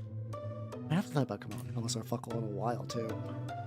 There's I still like the fact that Mr. Kulexis from TG is still active, and he raids me from time. I think he's moved over to Blue Sky, is doing stuff, but is still doing art. I'm like, yay, let's fucking go. Remember, like, he raided me. I'm like, oh god. Oh god, I'm getting hit with the history. And it was nice. But yeah. I was like, that's cool. Neat. I'm sure there are like little bits, little segments of TG floating out there in the interwebs doing things these days. And like that's kind of what I like. There's like a little bit of that energy I want to bring to my streams. Just like kind of like, you know, talk about cool shit I like, and like, you know, don't just always play new edition of D&D. Mind you, my thing was always just like 3rd edition back in that day though, so I don't know. I think my Vallejo metal is finally starting to dry up. How you doing, Argon? How you doing? I'm being nostalgic. Also, I'm working on my Sultanate warband, specifically my Homunculus and my Big Boy. Actually, let me get Big Boy going first. Ideas. Hey, let's go. What kind of stuff are you building towards? If you are at liberty to say, if you are not, I understand. I don't know I did that accent for that, but whatever. A little bit on this backpack. Power pack. This guy's also. I'm just so used to calling anything that's on the back a backpack. It's even if that's not really what that is. It's fine. Original paint on there. Not the biggest deal, though. Yep. It's pretty much what I'm gonna do with this guy. Is I'm gonna get the colors that really matter, and then I'm gonna dry brush gold. Oh, pajama outfits are fucking rad. I would love a pajama outfit one day. It's very like not something I would want to pay money for. Where it's like, you know, it's like if like a pajama outfit manifested, I'd be like, yippee, that's cool. But like I would definitely not want to like get like a whole model for that. But they do seem really nice. I do like it when people get like cozy sleepwear stuff. Oh, usually the pajamas I wear are just like really cozy, like flannel long pants, and maybe like a t-shirt that I used to love, but has become so faded and shitty that I cannot wear it in public. Like I have you know, I'm somebody who does have a lot of t-shirts, and those, you know, they have a shelf life. They have a shelf life, and then once they get too old, they become pajama shirts, and those will last for a while, usually until like they really are. They're so nice. Those will last until like really basically forever, but realistically, like if they just kind of like eventually just kind of disintegrate in the wash, not really quite that bad, but you know, if they just get to like to the point where they're just like full of holes and whatnot, you know. Oh, let's go. I have like most of my clothes are from various ages. I do, weirdly enough. So like I was a tall boy in middle school, and I got some like long sleeved undershirts. They're like totally fine for what they are, and they're still holding up. It's just weird that I just pull them out of my closet sometimes and I wear them. I'm like, these are fucking old. Holy fuck. Why are these so old? How have they not exploded? Like, I've had nicer clothes that do not last long as those undershirts. Like, this is absolutely bizarre. I do not get why these are lasting so long. Oh, you 100% will. It's the tricky thing inherently of, like, you know, I actually, like, I have to imagine that, like, basically most characters these days will trigger that, like, more complex. I don't know what's, like, a simple design. Mind you, mine are objectively complex, you know. I'm, like, Nazunamama is gonna add me straight, like, you know how artists are like, I do everything but monsters and armor. I literally went to Nazunamama. I'm like, hey, so Nazunamama, for my next outfit, I'm thinking, like, monster in armor? And like fucking bless her heart, she wasn't like, no, she's like, this is exactly my jam, I will do this. And I'm like, fuck yeah, let's go. But yeah, no, I know she's given me a great deal on the arts. I know rigging is gonna be a lot. Oh boy, that's gonna be painful. Oh, Shimi's gonna be cool, but yeah, no, especially like the notes are probably gonna add some complexity fees to that. You know, at the end of the day, like that is like, you know, you.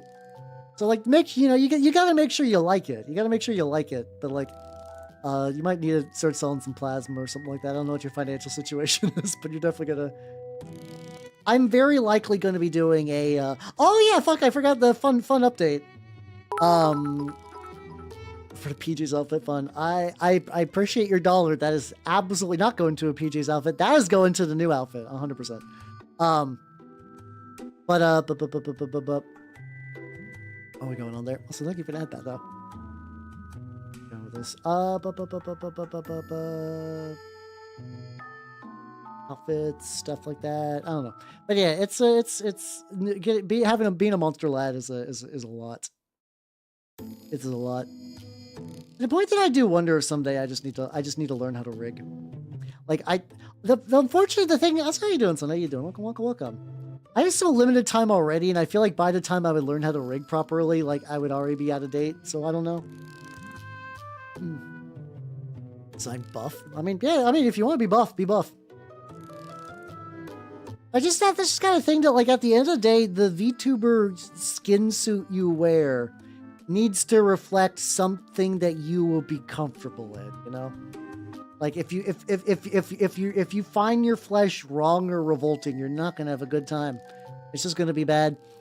I'm doing good though. I'm doing good, son. I be working on some Sultanate guys because I want to run them in a campaign which is going very, very well.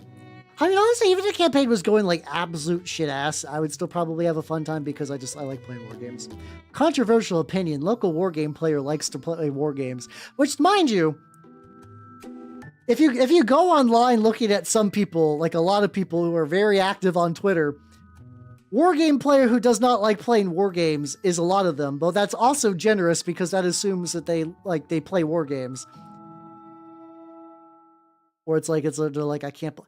Just fucking people, like, I understand not liking the new Defiler. I fucking love the new Defiler. But like I've saw somebody trying to say that the new Defiler was woke, and I'm like, what the fuck are you talking about? My brother and the Emperor, what the fuck are you talking about? What do you mean? What do you mean the flesh monster is huh? There's like something about the design was rounded and that's weak or whatever. I don't know. Like apparently having a flesh bulb is like womanly behavior. I don't fucking know. I don't know. I'll never understand. I love the new Defiler though. Like for me, the complaints about the new Defiler that I can get, like, I understand that, like, but it's also like, okay, so like, you don't have to like the new Defiler. That's totally fair. But like a lot of people, like, I don't know what's the best way to say this. Some people are going back to pretending to like the old Defiler, and I'm like, no, you don't get to fucking do that. You do not get to fucking do that. Listen, I did not dislike the old Defiler. I thought it was a big chunky weirdo. Maybe there's a recording of me saying I dislike it. I don't know. There's like a part of me that's like, it's like a fun thing, but like, you know, I didn't particularly like super go to the bat for it. Now you got people that are like, oh yeah, no, I'm absolutely going to bat for the old one. The old one's actually my favorite. I love that all along. Like, no, you didn't. No, you didn't, buddy. Come on. Yeah.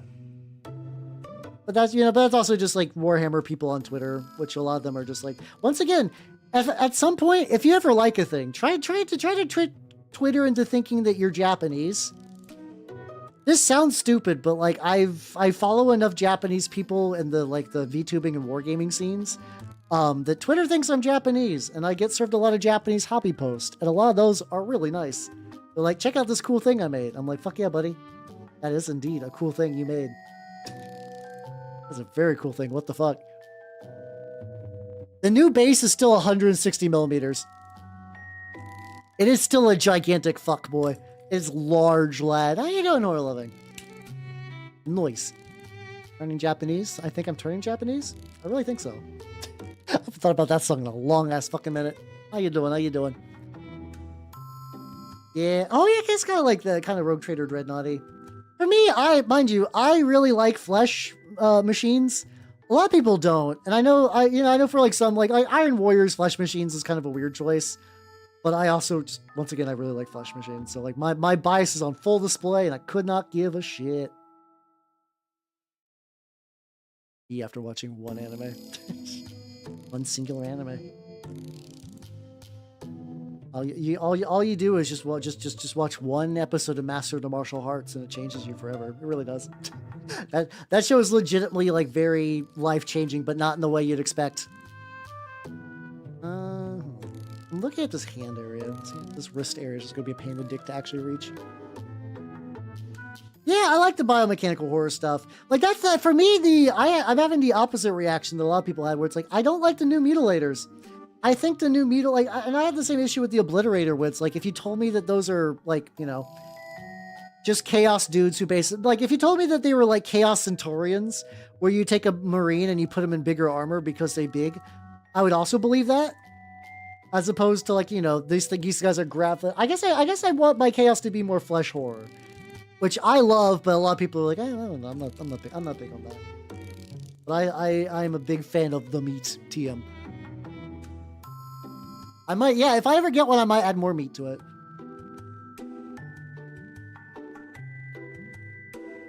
But I'm kind of torn on actually getting one though, honestly. Like, I've said to myself, and you know, I am weak, so I don't know how long this is going to last. But I am trying to cut back a little bit on the mini buy-in this year. I have a lot of things I want to do that require money. So I am trying to like dial back just slightly. Just enough. And I've been already doing pretty good about that since like the end of last year. So this isn't like any like a real crazy thing to like assume I might do. Also, I think, you know what? I'm gonna set you aside. Get my new bottle out. I've been using this bottle for like 3. I knew I would need another one. Behold, Vallejo Gunmetal Gray. It's the metal I use for basically everything. But yeah, I definitely like. I already know I do want to get the whatever the big fuck off box is with the new Crimson Raiders. No fucking yeah, Crimson Raiders. Yeah. Red Corsairs. God damn it! There's so many red things. There's also like there's like the red scimitars or the crimson scimitars. I don't know. There's a lot. There's so many like very similar named warbands. But like, I want to get those for the Space Wolves project, and then I don't know. And then unless there's something like really, really crazy, I might hold off. It's like I still got Fulgrim. I still got the Saturnine Dreadnought. I got stuff. I got stuff that if I decided just to like go back into the log and finish it, I would be totally satisfied, you know? I think that is like a tricky thing, and like, you know, like it's it's both kind of a FOMO thing. Like I like these cool boxes have cool things in them, so it's like, yeah, I like painting cool things. That's cool. I love painting cool things on my cool things stream for painting cool things. But there's also I've also been had times where it's like, well, the Leviathan box I didn't really need. I eventually got some good use out of it, but it's like it sat for a while. So that means I really didn't super need it. The Voton just never was really a thing I ended up being into. Like I got the Voton box because like, ooh, Voton cool. So I don't know. I'm trying to like I'm realizing that I do that sometimes. I'm trying to like kind of like be a bit more mindful. And like I'll still have like all my 3D printed stuff because also just like, you know, 3D printed minis coming. It's also tricky because like 3D printed minis are nice because I find that like some days I'll just like need a part from a mini that I got like 2 years ago on my mini factory. And I'm like, yippee, at last, this part pays off. That's always the biggest. Like, and I think about this sometimes. There are people that are like, I've had this mini, like there's people there. I saw something the other day where someone was like, yeah, I've had this Khorne Berserker in my backlog since I was like a wee lad. And considering that how old the OG Khorne Berserkers were, that's probably true. Like before they were refreshed, they were what, like 25 years old? Yeah, exactly. The SCLs are very easy for that too because they don't like take up physical space. So you could be like, aha, now it's the time. Especially like my Bestiarum stuff, I'm like, that's kind of useful for that. But for like other stuff that can be kind of tricky where it's like, oh, okay. This is like, it's like, oh, if I buy this, maybe I'll need it. Maybe I won't.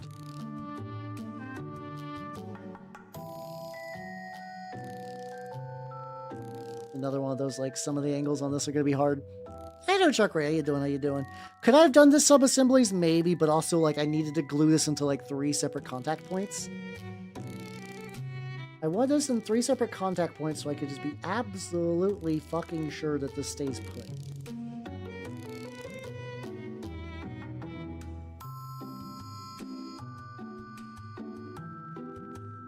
I will say I do believe I was successful in that.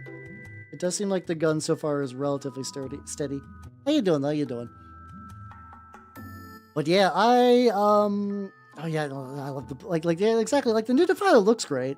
But I also did have that 3D printed, not 3D printed, the Kipash one I made out of the normal and like my Arachne quad battery, which is he's based. That one is ready to go.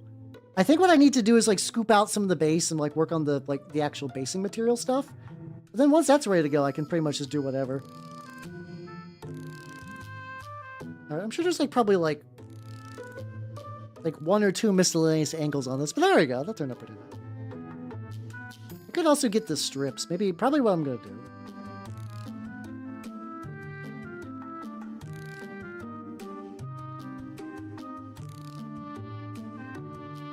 A little bit on there.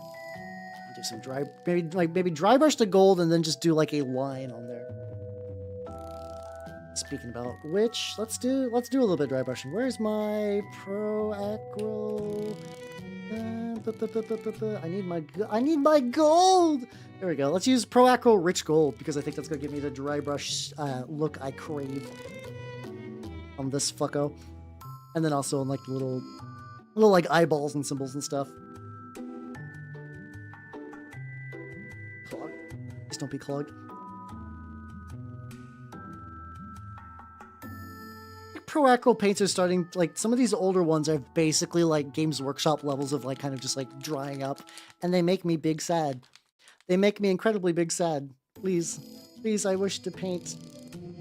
Yeah, I can always like unscrew the cap, but I don't want to. Looks like it. I spent time trying to get away from this. Oh, I poured a ludicrous amount in there. Well, I guess if I ever need to buy more later, I just wasted so much. Not good. not like I said, I'm not like totally fucked, but I definitely put way too much in there. All right. So also, this is like, I forgot I had this dry brush. Like, I just left it off to the side, and I've just not used it in like a long time. Go get that dry brush going, and then this is pretty much the recipe I used for a lot of stuff. My Sultanate gets this a lot, but also this is sort of like my Minotaur's recipe. You do a Warplock Bronze / evil iron? Rough iron. Yep, there we go. And then you just dry brush gold on there. And it makes it really, really spiffy. And all I do is just keep layering it on just as much as I like feel I need.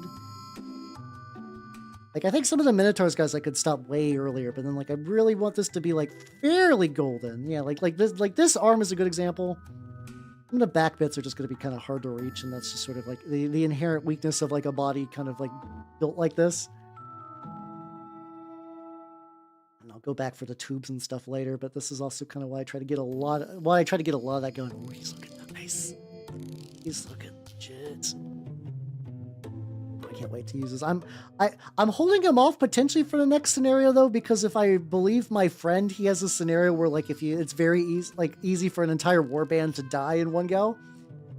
And like, you know, like dying in Trench Crusade just means you have to roll in an injury table, but like every time you roll in the injury table, you're just closer and closer to your guy being gone forever. And this guy's got a lot on him. He's got a lot of shit. So like I have enough guys that like the next game I play, I'm probably actually gonna hold this guy in reserves. Just like do not deploy him. Just sort of wait for the scenario that has like the super lethal thing to be over. And then the next game I will run him when my money cap goes up. Like he will miss some EXP, which that part's a little sad. But this also lets me double run my Homunculi, which I think will take a brunt of that scenario.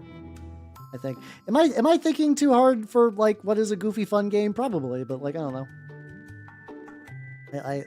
I'm not super try hard, but I like to do things tactically when I can.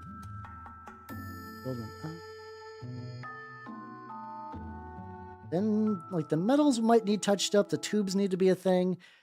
I know a lot of times I make the tubes glow, and I don't know if I want to this time.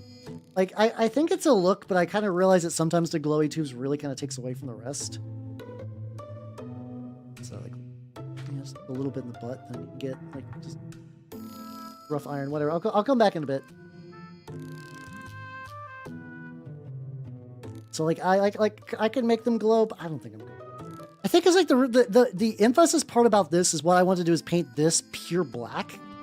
And then apply like a lot of gloss medium, because I've been seeing people use like the gloss medium kind of give that like I've even done it myself, like a kind of wet eye effect. And this is not like an eye, but I want this to look like a very glowy, like a very reflective visor, like one of those kind of like one-way mirror things where it's like people can look out from it and just pretty much like stare into your soul, but no one on the outside can really look what's going on. Which I think really kind of aims. Oh, I'm also like very happy the way this gold's turning out. I've only seen this guy. I forget exactly what the original color scheme for these, because like these are like the Royal Bayanan Guards or whatever for the like Chinese kind of theme Trench Crusade fan setting.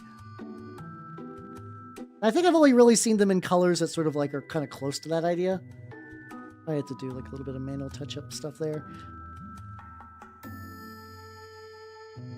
So I need to make sure that I get the. I do want to add a little bit of that orange just like right to the back. Wait, while I have this set up. You're wasting so much. Because when I dry brush, I don't put them on my wet palette. I keep that off on like a little dry palette. So I know the fact that like a lot came out. A lot came out, so I am going to be wasting a lot of paint tonight. I've had issues with that one for a while anyway, so like if I need to replace it, it's probably how it is. It's lasted me a while though. Like legitimately, that's a nice thing about like paints are in a weird spot financially where it's like each one is maybe $5 to $6 depending on how fancy it is. And when I say fancy, I mean like regular paints aren't that expensive, but like speed paints and like special metallic paints, those will kind of get like $1 or $2 extra. But really, they do last like quite a while. Like you'll get some mileage out of basically all of these. Like I've had paints that I've just had in my collection for like Like I said, like this mahogany brown, I'm fairly certain I've owned this paint since I played War Machine back into 2011. Like, not all my paints from the War Machine days survived, and a lot of them I donated. Still got my big. I should really do that. So I was originally going to be saving a lot of my paints for like my local group. Like for my Magic group. I was like, Magic group, get into War Games. I have all these free paints for all of ye. And I've tried to offer a couple times and it doesn't seem like it's ever stuck. Probably what I should do is go to this new indie like game store that I'm at. And like it's arguably more of like an indie game club that just happens to be ran out of a store. So it's like the fact that I could just go, I probably would just be better off just being like, hey, there's been lots of new people trying out shit. Here's some paints to get them started. Or like, here's some paints for the shop that people can use when they're in the shop. That's probably for the best, actually. Because then if I do that, like, I don't have those kicking around my house anymore. They're not taking up like a crazy amount of space, but like, you know, I feel like the more I can downsize in my life, the less like mental fatigue. There's like a certain fatigue about having a bunch of just clutter. And I do tend to ease, like, you know, like pull out the zoom a little bit. There's like clutter out there that you guys can't even begin to fathom. It's just, there's like older projects that have just been sitting there. And I think that does build up after a bit. I think I just need to kind of take a couple steps to maybe declutter a little bit. If that means getting rid of some paints that like I was saving for some friends, but they didn't bite. They're like, yeah, sure, that'll do. You know, people will put them to good use at that shop. So it would not be a bad thing to do. So we got the gold there, and I want to do any other touch-up gold. Any other little bits, bit in there. Bit on the wrists. I'd like to get more on the hands, but they're just kind of in like an awkward spot. It's almost like these hands were from like like they are from the Red Brigade kit, because at one point the guys were like, oh shit, we actually never made a heavy machine armor lieutenant with 2 pistols for the Red Brigade, because, you know, like you can get one guy in heavy machine armor that's not like a heavy mechanized infantry in New Antioch, and your lieutenant is really kind of just the best choice, really. Like, there's scenarios where you might want to give it to someone else in theory, but like I've never seen that happen. It's like, are you running New Antioch? Do you have the ability to give your guy a set of heavy machine armor? Your important guy, the guy with the best stats in your army. Yeah, that guy. Like, you're gonna give it to him. It's just so good for what that is. But I guess I just weren't thinking about that at the time of it. I guess it's also tricky too, because they did the they were doing that Kickstarter where they didn't really super know what the full final rules are going to be like. I know also the Trench Crusade people also came out with that, like, basically their version of the system reference document kind of thing. It was, or they pretty much did the legalese, because I know there was like some issues with things being taken down, and they pretty much spelled out if it's like, hey, if you work directly with us, you can get a lot of access to like branding and stuff. Otherwise, don't blatantly say like, some of it was kind of weird, but I also kind of get it. I don't know, where it's like, hey, don't call, like, artillery witches are our thing. You can sell artillery witch models, and that's not a big deal. But a lot of people were like, this is an artillery witch for the game Trench Crusade. And that's kind of, I guess that must have been what kind of led to some of those. And also that, like, some of those takedowns were like the I think they kind of said like that thing that like some of the takedowns for their stuff was kind of done automatically. The loadout on this guy.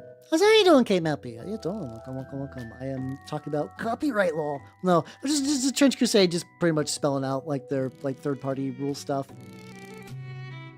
Nothing too wild, but it was also that thing where it's like it's written very legalese, so like I get that they have to do it to cover their bases, but it always feels weird when you read that. And you're like, oh, this is very corporate.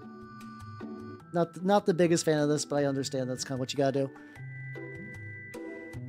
This guy's just gonna have, right now, he's just got heavy machine armor, the alchemy skill that gives you access to healing medicine, and then auto pistol and a pistol. From what I would need to double check on that before I say anything like real definitive. But yeah. Yeah, well, it's kind of what Josie was saying, where it's like, oh, Josiah, I'm probably pronouncing your name super wrong. I'm very sorry. People were just like making models directly on the art, or just directly be like, this is an artillery witch. Like, this is it. Like, just kind of like very blatantly doing that. And I guess for like legal reasons, you can't really quite do that.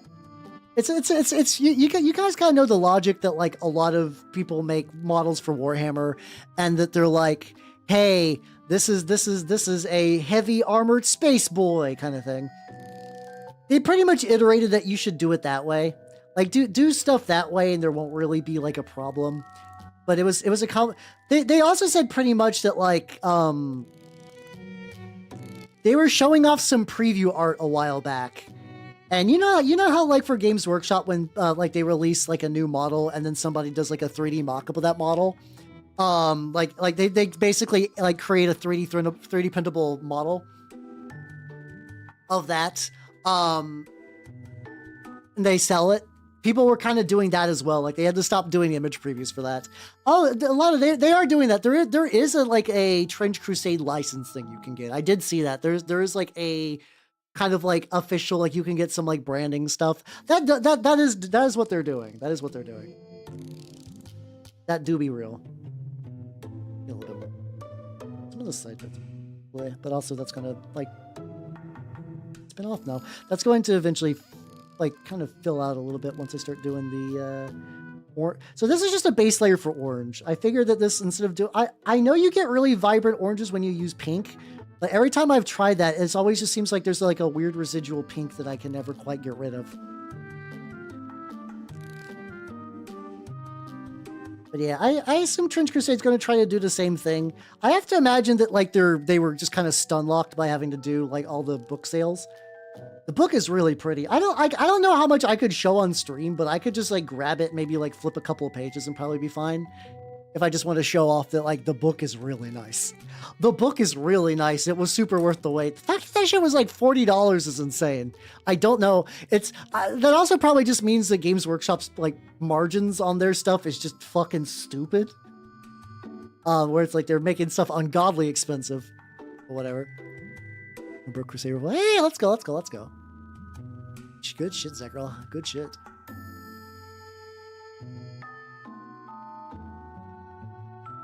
But yeah, the thing is, like, also too, like, a lot of people have already been doing stuff and it's been fine. Like the fucking workshop overcharging. Yeah, no, I know, right? Absolutely shocking. We here are shocked and appalled that Games Workshop would make things very expensive for no reason. What the fuck? It's still like. Now, like, here's the thing. Would I like the new Huron model? Yeah, probably. Grabbing a brush. It seems like it's going to be a cool model. Did you guys see how much the fucking Titus and crew were? Like, how much Titus and crew cost?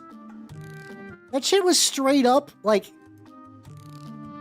$100 for 2 named Space Marines. I think, like, 2 extra other Marines. And some random Imperial dorks.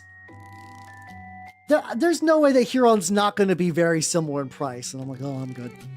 Also, I'm using the Flamin' Hot Cheeto brush because, it felt right. I don't know why. It's just like, yeah, this is a good brush to dry brush, like right here. Get these rocky textures because I'm going to be gluing that guy before too long. Super crazy there. 96 pages. Oh, fuck yeah, let's go. Going deep into it. Well, fuck yeah, that's always cool to see, though. That's really cool to see. Guy Fieri gave you that brush? No. I like also like isn't Guy Fieri doing like didn't he change his haircut recently? Doesn't he just look like a guy now? I mean, I know his name's Guy Fieri, but like a regular dude, like for the new year, he basically like dropped. He basically reverted from Guy Fieri to like your uncle. Like, everybody's collective uncle. It doesn't matter who you are, where you're from. Guy Fieri looks like your uncle. Imagine your uncle. You're probably close. It was very strange. I'm just like, I have to imagine after a while, you probably get tired of living in Flavor Town, and you just kind of want to live in, like, the Flavor suburbs or whatever. I don't know. Dude, I'll grab a picture of him now. It's also that, like, have you guys kind of overheard those, like, stories about, like, Dolly Parton losing, like, Dolly Parton lookalike contests? I feel like now that, like, now that he's sort of in, like, Guy Fieri, like, undercover in Brandenburg, I feel like that's a real place. Like, it's like I think like Brandenburg or something like that, but that name sounds really familiar. I know you're joking, but it doesn't sound too strange. That's his first rule book. Oh, let's go. I could totally see that. Because like it does have like a lot of there's a lot of art in the Trench Crusade book. There's a lot of art in there. It's really nice. Basically a lot of this is gonna get covered up later anyway, so I don't know. I'm being like too. I think it's that thing that I know if I don't dry brush this like pretty heavily, I'm going to be sad later. Like I might as well get this. I might as well get this pretty thick now. Yeah, there we go. I'm assuming. Yeah, here I'll put him on screen. Actually, no, you're right. I was thinking uncle, but yeah, no. This really is dad fear. This is just a dad. This is like he looks like he's a lost dad. You have a homebrew channel? No, it's never been really asked for until this point. I'm not opposed. I'm not opposed to making one, but I think it might be better than just like. I'm okay. I'm not opposed to doing a homebrew channel. It was all for a soup. Was it? Fuck! That was done a couple of months ago. Oh man, I got tricked. I can't believe Guy would fuck with me like that. I thought we had an arrangement. I thought we were bros. Oh, I'm not watching a commercial. Fuck that.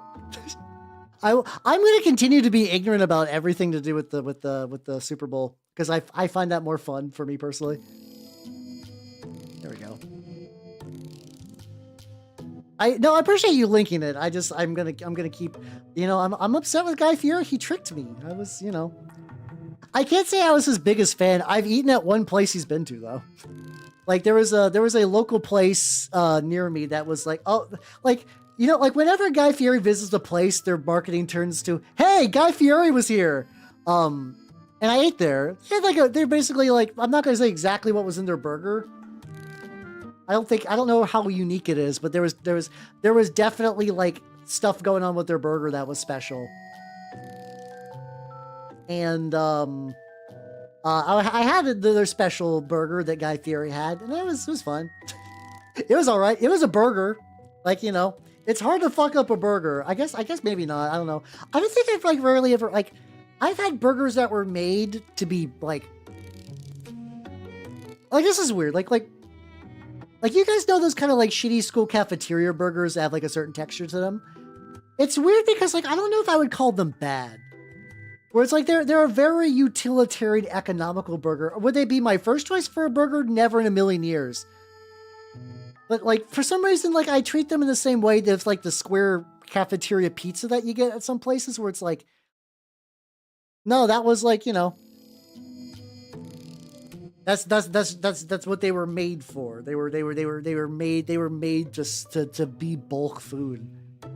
I don't know why I can't get upset about a burger trying to just be bulk food, but here we are.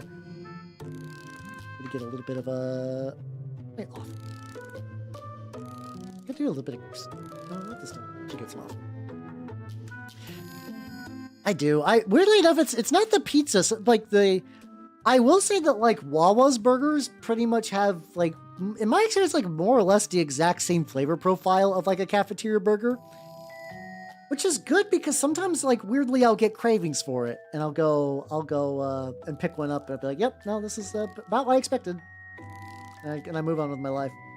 It's the same way that I mention every now and then that I have like sometimes I'll get like really really intense cravings for oh, what was it? Fucking communion wafers. I'll get really strong communion wafer cravings sometimes. And I know we've kind of like it's not that hard to get communion wafers, honestly. But I just haven't. I don't know. I've not quite reached that level of like I'm gonna order like a bag of communion wafers and eat them. I don't know if I really could. I feel there's something like I'm not like particularly religious, but there's like some level I'm like I don't think that's the thing you should do. I don't think that's like Like, it's not like illegal. Like, if someone wanted to eat communion wafers who's not me, they should do that, you know? They do? Like, I don't think I could really describe them. I've also had like two, like, real types of them. So there's the disc ones that are very much like, pretty much like a thin, flavorless cracker. And then, like, that's the one that I've had like most of my life. However, when I was in Catholic elementary school, they had the good shit. I don't know if that was like a thing the priest did, or if he had like, if there's like a place you can buy it. He had like the unleavened bread kind of communion thing, like the little chunks of bread. And like those actually had like a flavor to them. Like that's very much, I was like, ooh, flavor here.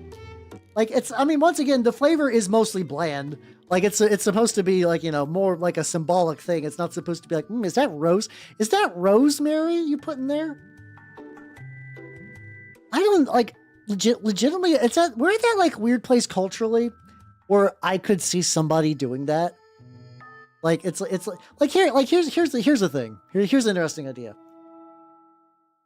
If I made ranch flavored communion wafers, do you think the like overly like religious people, and I kind of mean that in like the more kind of like evangelical stripe, not necessarily like an actual like I do like alms for the poor and charity work kind of like Christian, but the kind of like Jesus loves me and I got my hat.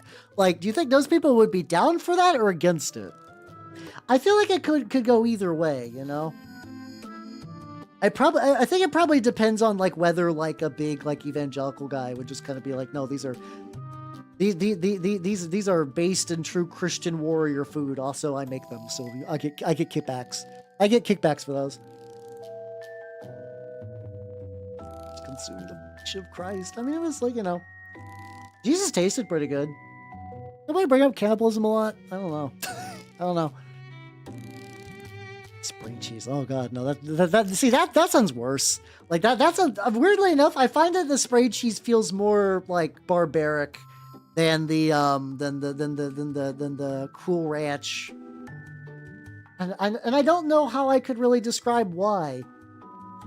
Is it just because like culturally spray cheese is always just kind of like like no one's jazzed for spray cheese. Spray cheese happens sometimes. But it's never like, yay, spray cheese. It's like, oh god, spray cheese is here. Why? Be ketchup flavored. No, it doesn't have to be ketchup. You got access to all dressed up. I'm so jelly. Here in Burger Town, we only get a couple of all dressed up like flavors of things.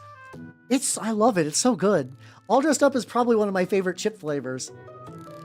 But there's not a whole lot of it.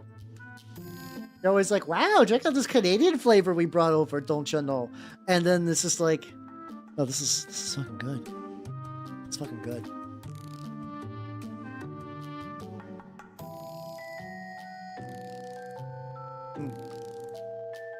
Oh yeah, I'm sure. I'm fairly certain. Like you're right, where it's like there is just like a big like wafer depot. That is like probably like a non-profit organization that just makes communion wafers and just ships them out to different churches and stuff like that. Like I'm pretty sure that's where most of them come from. That's why I was like, I don't know where my preacher got like the bread. Because I was like, I don't think our, like, I live in a small town. I don't think our church was like rolling in big bucks to get fancy bread. So I feel like he had to like make it himself, or like, I don't know, did he have like a baker friend? I don't know. Where did my priest at the time get a hold of that fancy bread? So, oh, I'd believe it, yeah. A lot of stuff, unfortunately, a lot of food just kind of goes back to the same handful of people. Like, have you guys ever seen one of those, it is like a food web, but it's like, you just take all these brands and they sort of just condense into like the same, like 4 or 5 companies. Like the biggest industrial circle jerk is just food. Because it really just trickles down to the same handful of people. I'll let that dry a little bit. There we go.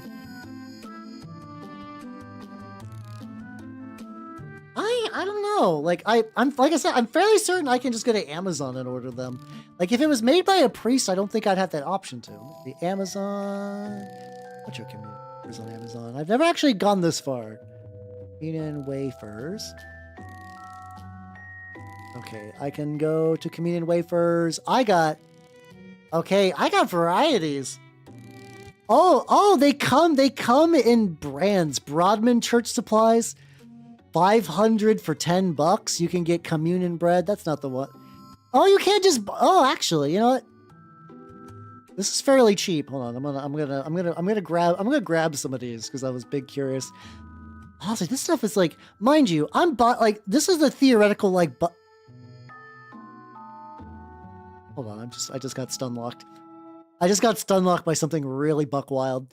So yeah, like hold on, let me save some stuff. Let me save one picture of this. The Fellowship Cup. Well, yeah, like all these are cheap, like relatively cheap. I imagine if you're a church, you get them in like bulk, you know? So this is Broadman Church Supplies brand communion. Like this is not this like the one I remember getting in church, like the nice kind of unleavened bread was brown. But yeah, this is like $8. You can just do that, yeah. It does look like cereal, yeah. Like just like if you're like you can get regular or you can get honey nut communion bread. That's fine. That's whatever. This next thing I found though. This is the shit. Look at this. The Fellowship Cup. The Fellowship Cup contains soft wafers and a little thing of juice. It's basically it's basically like a snack pack. No, it's not a Lord of the Rings sequel. It's what Frodo wore, so that way when Gollum kicked him in the dick, he was fine. It is Christian Lunchables. You get 100 of these. They do look like Jell-O shots. Yeah, they really do. Yeah, the all-in-one communion snack pack. I guess if you're going on like a church field trip, maybe you grab that. I don't know. Still buck wild. Holy shit, more like holy shot. Oh, there we go. Boom. There we go. Hold on, I missed some chat. Sorry, I was lost in the sauce. Stuff. Yeah, there we go. The holy cheese it real. Oh yeah. No, listen. I know transubstantiation. I know that. I do know that. But like it's still weird seeing it and just like you can buy it form. I get like I don't have the authority to transubstantiate. Honestly, if I was big snacking on communion wafers, I wouldn't want them to be transubstantiated, you know? I don't want that. I don't want that in my life. I would be like, okay, God, listen, you ostensibly made me, and I'm craving the snack. This is not a slight. I just want a snack. I deserve a little. You know how there's like girl dinner? I guess this is Catholic dinner. Catholic dinner, or maybe Protestant dinner. I don't know. Some denominational dinner. Stupid. I'm gonna paint the visor black real quick. Oh yeah. No, I don't want the Jesus meat though. That's the thing. I just want the cracker. I'm okay with leaving the Jesus part to training professionals. I just want the cracker, you know? Catholic schoolgirl. No, not that. Not that. No. But what's blessed delicious bread is? Oh no, I mean that, but you know that is the whole point of transubstantiation, that you just take bread and you turn it into the body and blood of Jesus. Still fuck me up. I haven't been to a church in a hot minute. Oh yeah, no, I think I was going to a church with somebody. I forget the exact reason. It was like years ago. I kind of forget that sometimes like it's either like I forget if it's either like a local church by church thing or if there's just every now and then they update it. I remember trying to follow around with the Lord's Prayer, and they just swapped some of the words around, and I was like, what the fuck? This is strange. I don't know this. This is not how I was taught. I was like, does every place got their own like local variation? Like they pick their favorite words and keep to those ones? I don't know. But it threw me off. I was just there. I was like, I got this. Listen, I was in Catholic elementary school from like, I think I missed like 1 year. No, I missed 6th grade because eventually like, this is a sad story. I remember I went to Catholic elementary school and my family got too poor for Catholic elementary school, so I had to go to public school. That's like one of those weird things that I actually just didn't really like. That exact thing never really crossed my mind until this red hot second. And I'm like, huh. That's a whole thing. I've never considered that, but yeah, no, that is what happened. That is what happened. Yeah, they fucked it up in the 4th edition.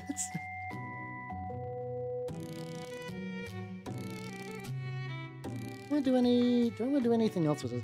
I don't want this guy's base to be like too much more complicated. I think I'm just gonna re-glue it and then probably splatter some more blood and call it a day. Because like, this guy was done. This guy was ostensibly done, and then they're like, haha, sorry, he's not done anymore. And like, whenever I have a model that is just like done, it feels weird to go back and like fiddle with it a bit. Get that. Get these little nubbins to fit correctly, something like that. There we go. He does still fit pretty good on this base, though. I was a little worried. Wasn't it? Wait, like Lord's Prayer remix? Was that a big thing? Or are you talking about the Catholic schoolgirls? Because those are two very different things that could be big things. But yeah, I was really like, it was weird because like I remember going to public school after being in Catholic school for so long. And it's not like I was like, oh, I'm super Catholic and I didn't really know how to fit in with all the unwashed masses, and that wasn't really true. I was never really particularly super Catholic. It was just more like, oh God, I'm in 6th grade and I don't know anyone. It's also the weirdest thing is like I don't. In hindsight, once again, and then like Hal should have been bullied a lot more than he actually was. I remember during recess the sun was too bright. I don't know what exactly was happening here, but I remember like going outside. It was just like so bright in this location that it physically hurt me to see. So like I couldn't really do anything on a recess, but just kind of like wander around, just absolutely just totally fucking frazzled, just because like I couldn't see shit. And like, by all pretenses, someone should be like, "Hey, nerd, sun too bright," like push my face into the sand. But like that didn't happen. Once again, like I'm not upset that I didn't get bullied. I'm more just like, oh boy, I dodged so much trauma. I dodged so much trauma that by all accounts I earned. I should have gotten that by all respects, but I didn't. And it's like, fuck yeah, let's go. I gotta be a well-adjusted, nice, happy person instead. Yippee! I love that. Okay, the tubes go up into his back. I didn't get new Knives Out. Isn't that like a whole franchise? I've not watched a single Knives Out. It's so weird. Like, I missed out on... Hey, Jetpack Spot, let's go. Like, I missed out on... I basically just don't watch regular movies very often. I'm now either watching shit like the stuff we watch... Oh, fuck, we got ad break. All right, I'll go back to that in a sec. I continue just to get these last little vestiges of gray. Vestiges, not vestiges. Vestiges of gray. These little bits... What do I do? I think they need a dry brush, and then I need to do a little bit of like orange on the ape. That's probably. Oh, there we go.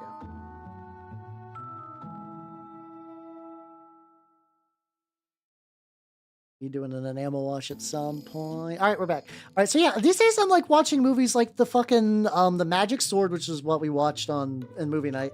By the way, if you want to watch some like weird movies on Mondays. There we go. They have a Discord for that and showing off minis and all that. A lot of stuff on there. But yeah, it's either that or I've been watching like my new favorite genre of movies, which is just Japanese headache movies. Oh wait, Matthew, were you not aware? Oh yeah, no, I've been putting it on like the schedules and talking about it at the end of every stream, and doing pings in the Discord. Matthew, please. I've been announcing it everywhere I can. Yeah, I had to change it up because like my Monday tabletop group, my Monday tabletop group was like, hey, a lot of us had like job issues and we've had to like rearrange our lives around, so we're doing this on Wednesdays now. I was like, yeah, okay. Like, it's kind of nice for me. How you doing, Baldorak? How you doing? Because that means on Monday I can just go immediately from movie night to like preparing schedules and stuff. So that's actually been kind of convenient. I'm not gonna lie, but yeah, it's also we get that movie Monday alliteration. But yeah, no, sometimes it's hard to get that info out. But yeah, somebody posted the like. I keep showing movies that end up being at least good or okay. And I was like, what would be a good choice? And then somebody mentioned the fucking Clash of the Titan trilogy, like duology. Like when they made Clash of the Titans. Oh shit, we should watch the OG one first though. So there's the OG Clash of the Titans. There's a Clash of the Titans like from like the mid 2000s where they try to make, yeah, edgy, whoa, Xbox, like wow, cool Clash of the Titans. And then they try to make that into like a whole like big thing, but like the sequel just didn't do very well. Dragon Slayer is still on the list. I was actually originally going to have us watch Dragon Slayer. I just couldn't find like a good copy of it in time. I couldn't find a good copy of it in time. I probably can if I do a bit of digging, and that's probably it will happen at some point. We almost got Dragon Slayer, but no, once again, you guys have been wanting to watch Dragon Slayer for too long, so I imagine it's good. We need to go back to our jank. We need some more jank, and for that we must go to the pits. Let's see. We're looking like that. I'm gonna go ahead and get. Let me get some orange before I potentially glue onto the base. How you doing, Shadow? How you doing? Welcome. That's orange musty as shit. Ugh. I like it when the crust on the paint cap just entirely comes off as one chunk. That just makes cleanup so much easier. Oh, there. So I'm currently on game 3 in a campaign. So I'm at a 900 point cap. I have my list. Let's see. Trench Companion. There we go. I currently have right now my heavy machine armor guys in reserves. I have a right now I'm using a Alchemist with a sniper gun. Also found some martyrdom pills, which I decided to put on my guy. My SMG Ferris, my heavy Giselle Ferris, a Line of Jabir just because I needed like some points. Oh no, sorry, that's my elite Line of Jabir. My elite Brazen Bull, which has the Damascus armor and the Titan Sulfacar? Sure. Currently I have a Tarquin Homunculus that just has a double-handed blunt weapon because I just need it for points. I have another one with a heavy flamethrower and just a regular lion. Yeah. Yeah, that's usually what we've done for one-offs too. This is just actually going through the campaign though. My next thing is I need to get one of my homunculi with the better weapon. He's currently the only reason he's not using a weapon meant for a lion. Certain lion. God, fucking Brazen Bull. God damn it. There we go. The only reason he's not using a weapon for a Brazen Bull is just because I am running into point caps. I am running into Ducat caps, and it's like, I get it. I understand. I would like other people to have a chance, but I've been having incredibly good luck in this campaign. My luck has been fucking stupid. Will that change? Potentially. I can see it. But at least for right now, I've been doing really, really good. We've had people for reasons I don't understand, end up getting like nearly totally wiped. Like they're straight up like, yeah, I got like 500 Ducats worth of models left. I'm like, what the fuck has happened here? Yeah, I don't, my group has kind of gone back and forth on like that. Yeah, like on the sort of very typical like one-offs. I haven't done like a one-off game of Trench Crusade in a while though. I've been trying to get into a campaign forever. I just got into one, and like the person that I usually do well, the person that I usually do one-offs with is like, hey, I'm a little burned out on Trench Crusade one-offs, so we're doing like turnip and stuff, which is cool. I like turnip. I gotta use my Grand Bombard last Sunday, and Grand Bombard good. Grand Bombard does the booms indeed. A couple of hours ruin movie nights. Oh, don't worry, I have jank for days. That's the thing, that like if it comes just to weird garbage movies, I'm never short. It's something that I find to be a blessing. Like, have you guys ever heard of that? Like, there's like people who are like, it's like, truly we live a wonderful life because as people we wish to pet all the animals, and all like almost like to quite a large degree, a lot of animals love being pets. Like fucking like seals and lions and tigers and like all kinds of shit's just like, fuck yeah, I love getting pet. And like, but yeah, no, there's trash. There's so much trash. I'll never run out of trash. There's trash movies forever. It's so good. I can go to the 60s if I want more trash. We've barely touched the 60s. Thank you for the hydrate. Ah. She kind of does. Like, usually like when I hold her, sometimes I'll like massage her a little bit. I just don't think she really like processes most things in life. I think for most of my experience, Nanners isn't like, oh, I'm being pet. She's like, huh, something's happening with my back. Okay. Like, that's really about it. Trench Coast seemed pretty cool. Like, do you mean just like in terms of like gameplay or lore? I think they're neat for both, but like so what happens is that like some people locally were like, ooh, Trench Coast look cool. Trench Coast look cool. I want to play them. And when somebody's like, I want to play them, my brain is like, all right, you no longer want to play them. Nothing wrong with them. It's just that like my brain, I naturally gap fill when it comes to like games and stuff. So when somebody's like, oh, actually, I think this is a cool faction that I like, I'm like, cool, they're yours now. Okay, here you go. But yeah, you get some good shit, like the fucking Paladin for your priest, giving him strong is really good, because you can give that fucker a machine gun, and to be able to move and shoot with a +2 to hit for 3 shots, really fucking nice. Really, really fucking nice. Really cool. They've definitely been, they've also been appropriately nerfed too. There was a while where they were just like ungodly hard to kill and also very shooty and reasonably fast, and they've tamped down on a lot of that. And I think they're in a good spot now. Yeah, I've kind of like I said, I'm kind of,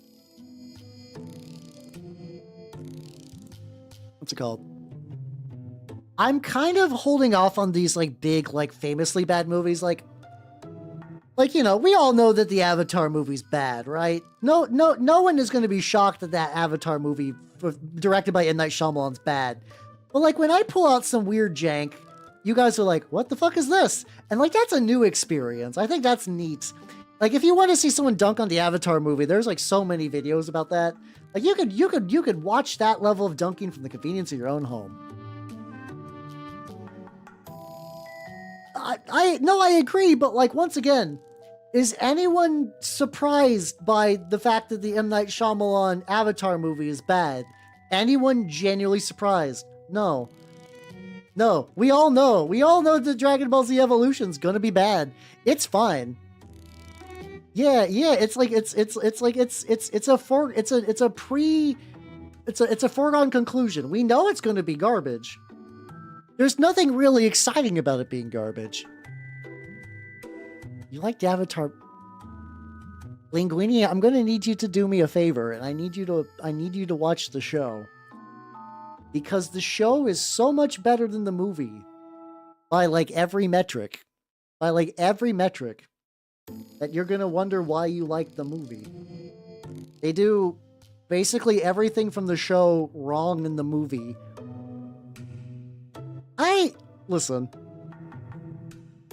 I like a lot of things that I don't think are particularly very good, but you know, there's a lot of like, maybe it's like, you know, I'll shit on someone, but like I'm willing to give some slack for a movie like that, especially if you saw it like when you were like younger or something like that.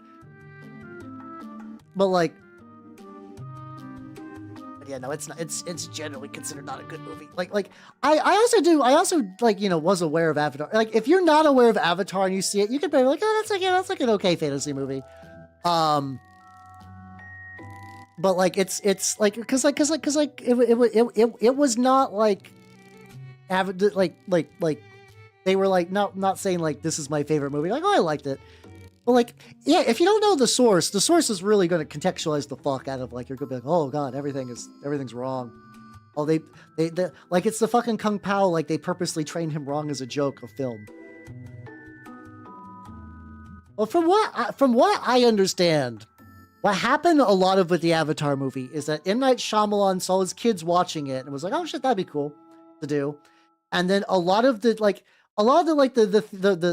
concept of race bending is basically a lot of the people who are like, you know, like, oh, this tribe, like the Water Nation, is supposed to be more sort of like I forget, like Inuit. They're you know, not necessarily just kind of like generic white people. And you're like, oh yeah, no, the Fire Nation's a very China themed like group. Why are they all Indian? And a lot of that seems to be, from what I understand, is M. Night Shyamalan cast the main characters, and they're like, oh, like we got a Indian actor for Zuko. Okay. Because Zuko is Indian, the rest of the Fire Nation needs to be Indian now. Which is like, the logic is weird. There's at least some logic there, but it's still a strange move to make. Did M. Night Shyamalan make Stuart Little? I'm gonna be honest, I don't know if I've ever seen Stuart Little. I'm aware of the concept of like, you know, the little adopted mouse guy or whatever. I don't think I've ever seen Stuart Little. I'm okay not seeing that, you know? Yeah, it's like, it was a lot of weird decisions that went into that movie. For sure. He wrote the script, what the fuck? Huh. Also good for him. I don't know if Stuart Little was like fondly remembered, but it's you know, I don't think people are shitting on Stuart Little, so I guess that worked out. Yeah, but yeah, I think from what I understand, the general gist is like M. Night wanted to sort of kickstart his movie career because he just, you know, the guy every now and then will do like a real banging movie that kind of gets popular, but he's not like a very like conventionally, he's not like John Blockbuster. He's not like, not every M. Night Shyamalan movie is going to do well and be a banger, but the fact that sometimes they are means studio execs will be like, well, okay, well, you know, we could roll the dice. I think that's, from what I remember, that's generally the gist of what happened with the Avatar movie. That he's like, hey, you guys have this license. I want to make an Avatar movie. It could be good. And they're like, oh, yeah, okay. Sure, M. Night, whatever. The new Minions movie. Why would you watch that? I'm gonna be honest. I don't think anyone's expecting anything of a Minions movie. I think you should probably know how that's gonna turn out without like really anything else going on.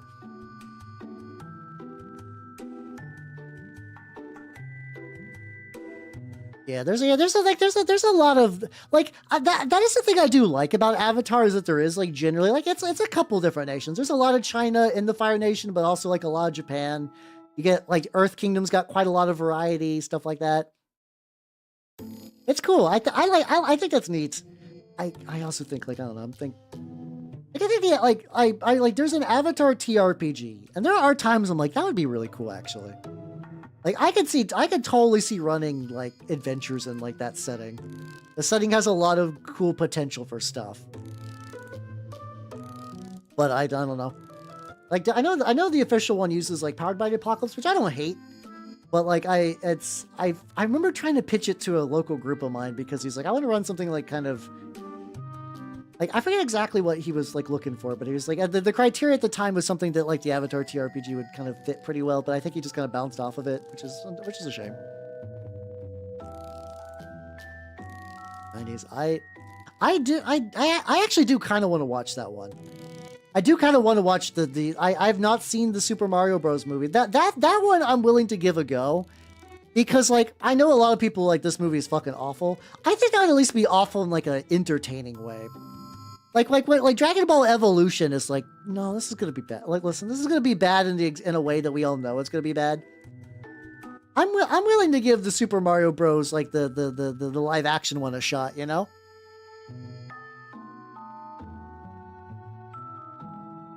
Yeah, I have to assume that somewhere out there there's like probably not like a full-on design Bible, but like probably sitting around in the depths of some like maybe in like an art book or something like that. I would love to see their setting design notes for Avatar. Maybe that's like a DVD feature where it's like, hey, let's talk about the setting and like kind of like what led to choices and stuff like that. I think as somebody who GMs, I think that would be really like a cool read for me personally. I would love to see what kind of goes into that.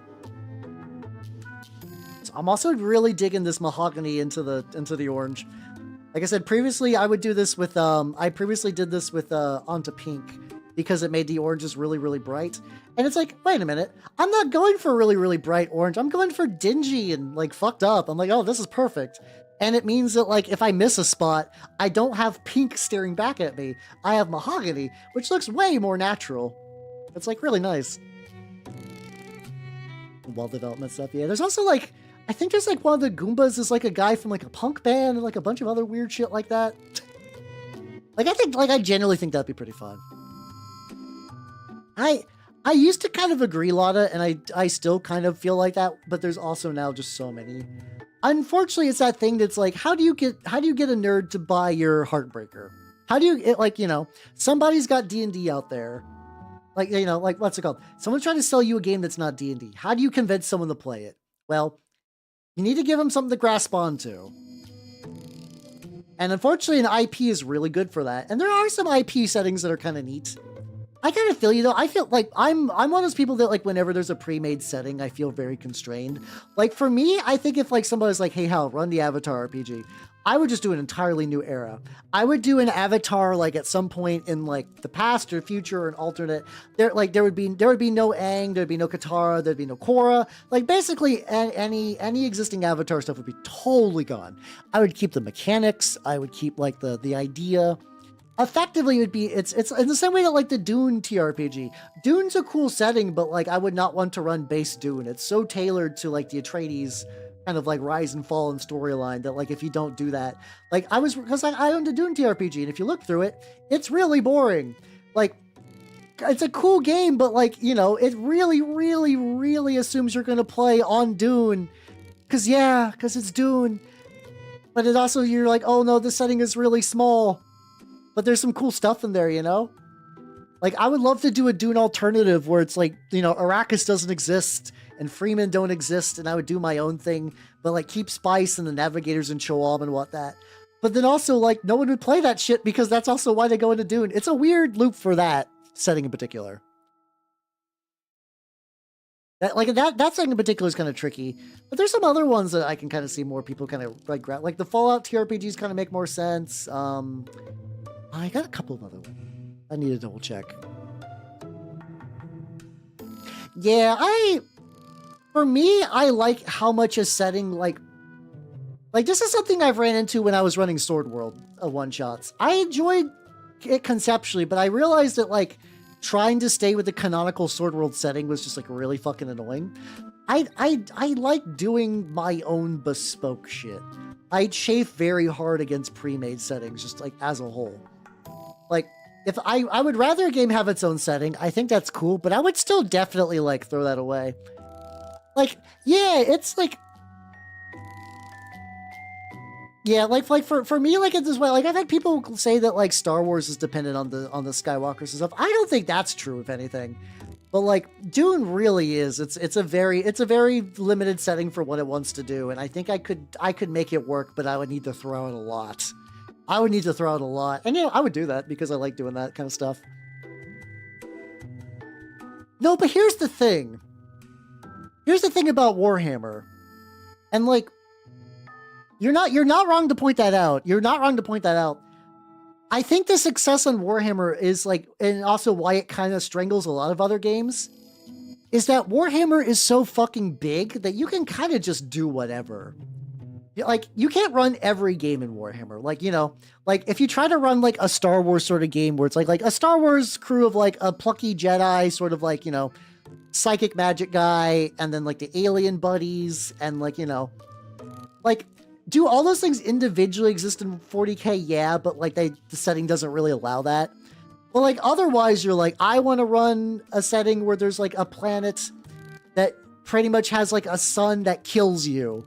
So everyone lives underground and they do like cool gang wars. And like that could be its own fucking game. But you could also stick it in 40K. And you can just, the more you kind of just go with that idea that like you could just sort of take whatever and run it in 40K. It does kind of strangle a lot of war games where it's like, well, it's got an early Necron. Yeah, that's what I'm talking about though. Or it's like, okay, like I like Trench Crusade a lot. However, this is not fault of the game. But like, if somebody was like, I like Trench Crusade, but I want to, instead of on Earth, it takes place on random planet Trenchia 7. You could do that in 40K. You could really, really do that. And it's not the fault of Trench Crusade. It's just that 40K is so expansive, you can kind of just do whatever. How you doing, Ganon? How you doing? So, like, if I was to run, like, a Dark Heresy game, I would just pick a corner of the galaxy that, like, I will give lore because it doesn't matter. And I'll just make up all my shit. It'll use the 40K structure, but, like, I can make up all my planetary governors and planets, and I could make... Fuck, if I want to give that planet a custom Space Marine chapter, I could. And that means it's really easy for 40K to consume a lot of other things. Like, people will do unique, cool things, but it'll always be set in 40K because 40K just gives you that option. Like, that's just kind of a thing 40K can do that other settings can't because, you know, they don't have first movers, like, bonus.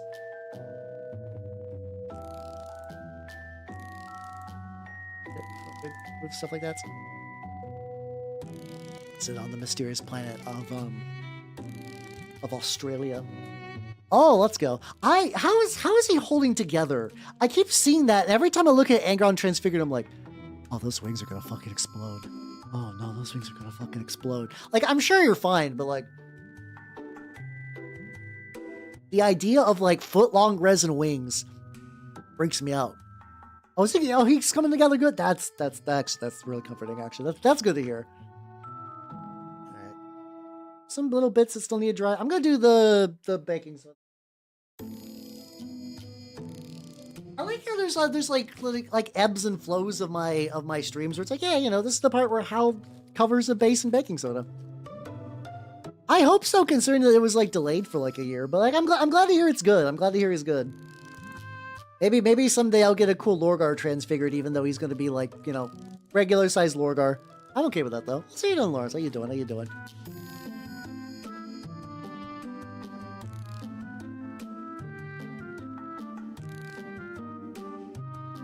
Well, I hope if they explode, it's going to be way in the future. Whenever.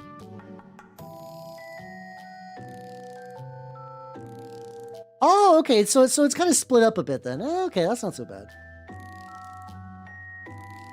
Supposed to be like...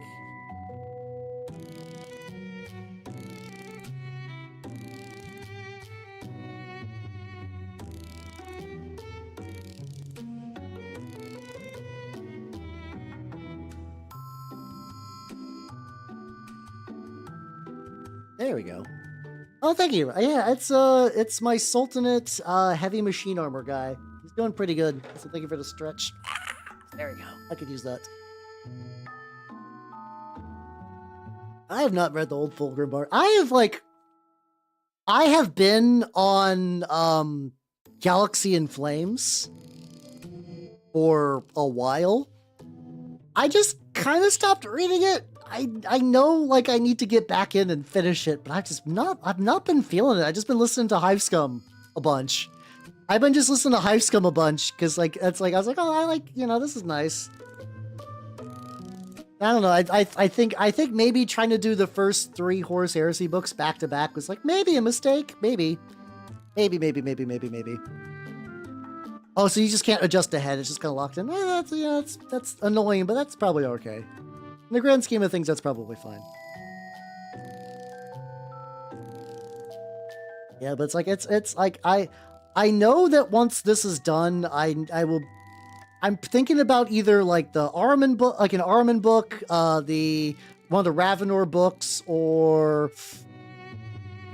it's like the Talons of Horus. It's the one about like the end of the Horus Heresy, where like the Black Legion started getting the crew together. I was thinking about one of those as sort of like my like I need a Horus Heresy detox. Probably the Armin books also kind of. I found out recently that the Armin books cover the 13th Company Space Wolves, which I actually do kind of want. Like, I don't think I'm gonna be giving too much of a shit about what G-Dubs' modern lore is on them, but it'd still be kind of nice to know for like planning on my own, you know. Oh, you know, I know it takes place a long time afterwards, but also like. I'm still reading the books where Abaddon shows up a lot. Also, the fucking narrator being like, yes, I'm Abaddon. Yes, Abaddon. Like at some point, Abaddon developed a snooty voice, and it's really jarring. It's very strange. Like, I understand that some of these older British guys only have like a couple of voices, and they used all the cool ones on like Loken and whatnot. By the way, I mostly consume my 40k books via audiobook, you know? I mean, I figure he doesn't because he's kind of like, you know, he's Abaddon. But like, yeah, at some point in those books, he really just kind of like, I don't know, he's just kind of annoying. He's just kind of there and annoying. But yeah. So I'm thinking maybe the Armin book might be a nice detox afterwards. Just get up to some wizard bullshit after just dealing with like. I think the thing that's also fucking with me is like. You know, I was vaguely aware of how Horus fell, but like I knew that there was a funky magic dagger and some bullshit. I was so like, you know, reading about that was kind of cool. But also like I know what's going to go down on Istvan. I know what's going to go down there. There's not a lot of mystery to this. Istvan is just kind of Istvan. It's going to happen, you know? It would be kind of cool. I would kind of like if they sort of did like a split between like, you know, you got Huron and the like your old nudes Horus, like no Horus, your old news Abaddon. It would be funny if he talked shit about Horus. It'd be confusing why he would, but that'd also kind of be neat. You thinking even Abaddon is like Horus was a fucking idiot. I alone can master the forces of chaos. You know, the usual spiel. I love that chaos rant of like, everybody else uses chaos as a puppet. I, a true intellectual, realize what's going on, and I will not be swayed by chaos. I'm like, you motherfucker. It happens so often. I don't think War Master Huron would happen. I'm okay if it doesn't. Like, I really don't. Also, like, Huron's kind of neat, but I also don't, like, I've only really read one book with Huron in it, and that was, the Night Lord trilogy, and in that he was, like, he was cool, but he was just kind of like, you know, a background element. Like, I know he shows up and talks and whatnot, but his time in that book is mostly just getting his head, just getting his noodle reworked, as one does. So, yeah, that's what I keep hearing about Agaro. Like I know that like the last fight of the Eisenstein is like a very cool book for that reason, and like that's probably going to be the actual interesting part. And it's like, what's going to happen with this current one is like with Galaxy in Flames is like, how does that wacky, Loken get wiggle his way out of this one, you know? How does he wiggle out? Oh, I know it. Like, I wouldn't be surprised if it happens in Chaos a lot. It's just kind of like a reoccurring thing, you know? You got to get a bad guy that you can hoist up by their petard before, you know, just like Chaos Trickery gets their shit. Master Maelstrom, I haven't seen that book around. I could read that someday. I don't know. The usual that like my 40k reading is like, I'm in no rush really for anything. There's like a couple of books that I wanted to read. I think I also still need to do Aurelian. That's like, Aurelian is like the last like main, like, unfortunately, because I'm a filthy audiobook reader, getting hold of the Wordbearers trilogy means I would have to buy the books or like, you know, get them somehow. But like, I am super used to audiobook stuff. I'm like, not that I'm opposed to reading books. I read books like on my own fine. It's just like, you know. For me, the best time to enjoy a 40k book is in my fucking car. It do be like that. Yeah, we got his blood on his base resplattered. It's fine. And he's been returned. Yeah, no, it's tragic. I lost my eyes in Nam. I can't read. So what are you doing, this bad boy? Need to wait for you to dry. This guy is actually really close. Oh, thank you. Yeah, this is like a guy I've already worked on. It was really just like a dry brush. Nothing really fancy happened here, but like he's done me good on the table. So like now that for context, in the past he used to be on a cavalry base, and then they made a version that was kind of like there's two versions. There's this guy and there's like a chunkier one that's kind of pulled up closer to his chest. The chunkier one I think is visually cooler, but it has a problem where it's like very painting unfriendly. Printing, it's kind of whatever, but like painting unfriendly because all the parts are just kind of like balled up, which makes it frustrating to paint. Source me, guy who tried to paint that. So then they made that model and they're like, oh, that's actually like kind of rough on a cavalry base. You can run them on 40 mils now. And I was like, oh, that's cool. Well, I already got mine on a cav base, so I don't need to do that. And then as of the final release book, they're like, oh yeah, we put them on 50 mils now. I don't know why, but like generally in Trench Crusade, base size is better. Like the bigger base is better. Makes them. Oh yeah, no. Anytime I just put a bunch of gravel in my oven, I feel like a psychopath. Especially because like it makes the house smell not like bad. Like whenever I bake gravel to sterilize it, it's not like bad, but it's like hot dirt. Like for a brief like couple of hours, my house will just smell like hot dirt, and I'm like, this is weird. Like a house shouldn't smell like this.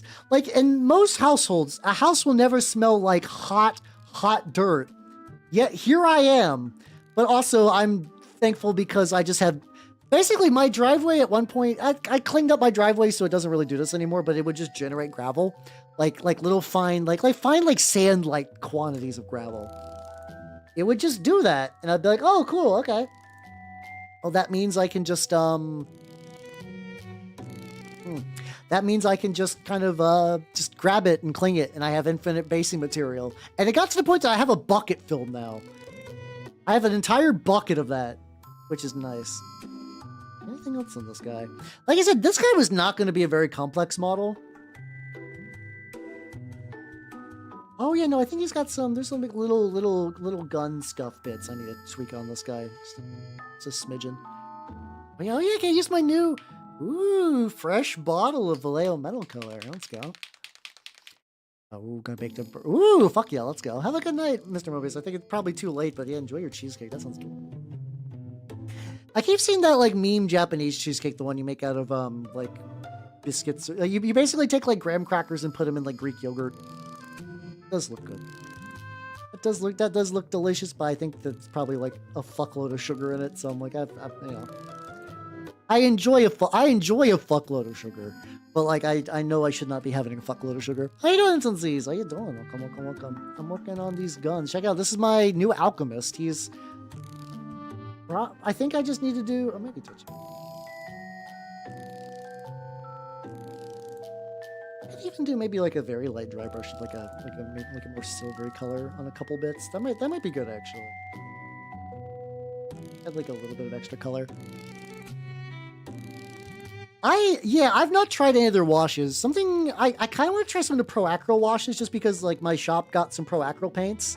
So I'm kind of like, the fact that I can just like go to the store and just like browse their selection, because like I've ordered Pro Acryl stuff online, and like ordering paints online is a very different move than just doing it in a store where I could just kind of like not fully process what they got. Like I was like browsing there, I was like, oh yeah, they have this oxide, just green oxide. This is gonna be bitching for Sons of Horus when I get around to them. The fuck that's gonna be. I have so many Sons of Horus. They're here. They're him, and many like him. Whoever built these though fucked them up real bad in a couple spots. Like there's fucking gaps. I can fix them. That's not a big deal. But yeah, these are the Mark IIIs that are done, like the older Mark IIIs. So they got the cooler helmets that people like. If I really wanted to, I could just pop out all the helmets and put them on the new bodies, and people would be like, "Ooh, ooh," which would be neat. But like, it's fine. I don't hate the new helmets that much. I have a crate of shame. Oh yeah, no, it's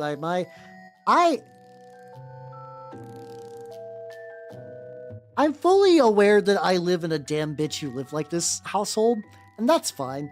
I localize it to this room, but this room that I'm in is a fucking mini disaster.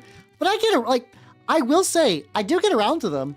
I do get around to everything, generally. Like, I've painted a bunch of my Trench Crusade stuff. Not everything gets done, but I do 8 hours of mini painting a week. I get stuff. I feel pretty alright about it. How much water do I got? Oh, this would be good. Okay, so what I need to do is I'm going to take this bad boy. Actually, you know, I can't. Let's see. I had a second ago. I prime him on the handle. Oh, let's go. Or, like, not prime, but, here. Does this not support 40 mils? Oh, it does. Let's go. It's really fucking tight, but it does. How you doing, 14? How you doing? I mean, Lawrence, are you painting right now? You should. Assuming you can, if you're at work or whatever. You know, do what you gotta do. I will be right back. I'm just gonna give this guy some, Hey, let's go. I'm gonna give this guy a matte varnish real quick. And then, I will return. Wow. There we go. I need to put the fridge on the screen. I keep realizing that this would be a better place to put the fridge. I'll explain what the fridge is later for people to know, because I...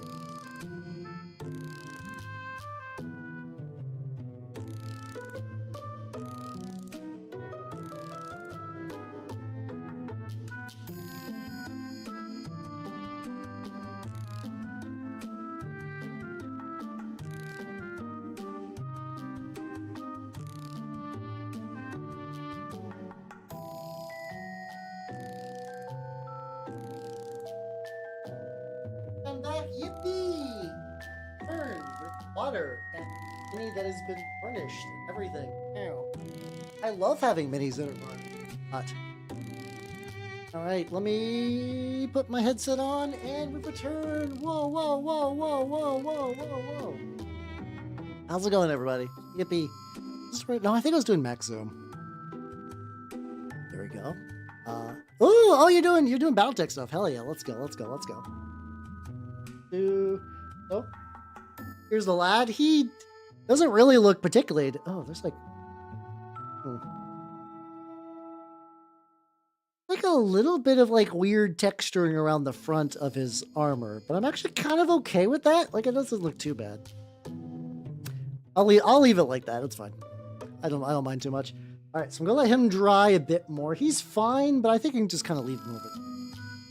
All right, you buddy, what you got going on? I think let's get some of the white around that eyeball, because I can kind of use that to start planning the area around it. We're doing pretty good on there. Make a great I'll just like mush up the wafers and just make a great hunger. That could kind of be neat, actually. I haven't really gone to, I mean, I guess technically I make more minis out of food than most people. Like I got to, I actually got to play with my lemon pig. Actually, yeah, no, that was... Yeah, so in Turnip last Sunday, I got to play with my lemon pig in 2 separate Turnip games, which means that I have played 2 separate games with lemons. Isn't that buck wild that I've actually, like, more so than your average wargamer, have played games with lemons? It's just like a weird trivia thing about myself now that it's just like I can just say that. Like, maybe some guy would be like, no, fine, I'm just gonna go take this lemon to a 40K tournament. And honestly, I'd kind of love that. If somebody out of spite was like, fuck you, I'm gonna play more lemon games than you ever will, dweeb. Like, cool, hell yeah, let's go. That'd be fantastic. I would have no objections. Because then at the end of the day, I know that I inspired someone to like play games with a lemon. But yeah, no, Lemon Pig 2025 has currently functioning as a Turnip 28 lump. I imagine he's going to get to the point where he will become too shitty to use in the wargaming table, and in that case, my plan is just to bury him in my backyard and rip him off of his base, and then put like a little gravestone there and make it like an objective marker, or put like a different mini on there or something like that. How you doing, Lord of Bones? How you doing? Welcome. Oh, you guys are deep in the Battletech weeds. I know so little about Battletech.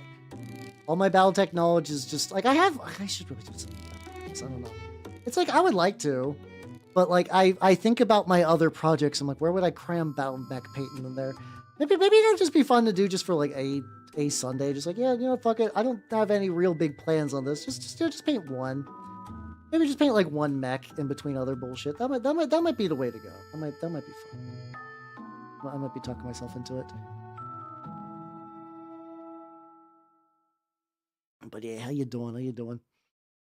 Oh god, yeah, I have so many, like, my current painting area, I need to do like a big, like, I don't think I'm gonna have like bugs, but I definitely like, I'm at that stage where I'm losing shit now. I was like, earlier today I was trying to find one of my, like, I still don't know if I'm gonna do it. So see how this guy's got studs? I was like, I could paint the studs to be metal. Like, I could do that, but do I want to?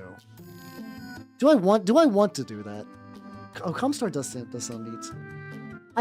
Everything I've heard about Comstar does sound like that they would be a faction for me, where it's like, yeah, they are the phone company Illuminati, and they dress like, the fact that they dress like wizards and like the fun, goofy kind of wizards. They're like, yeah, fuck it, we're wizards. I'm like, that sounds great. That sounds excellent. Like, I was originally thinking about maybe doing like House Caritas, just because I don't know. I've kind of gone back and forth. Like, House Caritas sounds fun because gigantic samurai mech. Also I find that people who are into Japan before anime. I mean, not that Battletech has zero anime influence. It definitely has a bunch. But like that kind of where it's like, yes, we're really into things from Japan, like samurai and karate. Like, I kind of love that era stuff, which Caritas is very much has that vibe to it. I think which is fun. What's the other one I was thinking about? Oh god, it's the backstabbing guys that backstab all the time. I cannot remember their name for the life of me. That's just golden eyes. Oh yeah, this is beastie arm. Yeah, I can see that. Oh yeah, I gotta get that little bit. I can touch that quick.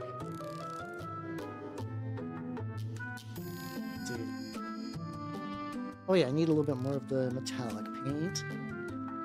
Yeah, I was gonna say, yeah, definitely Macross. Macross is another series that, like, it's kind of weird because Macross also influenced Cthulhu Tech a lot. And Cthulhu Tech is just always one of those games that just kind of just like floats around as a like fascination of mine because it was just like kind of like a new, neat, interesting game many years ago before it got weird. I don't think it was like ever good. The poker, basically Cthulhu Tech, the mechanic was that you would try to make poker hands out of your dice, which is like kind of fun conceptually, but then you realize just how much that shit sucks in gameplay, and you're like, oh, there we go. I mean, if you want that 14, you got to take that into your own hands.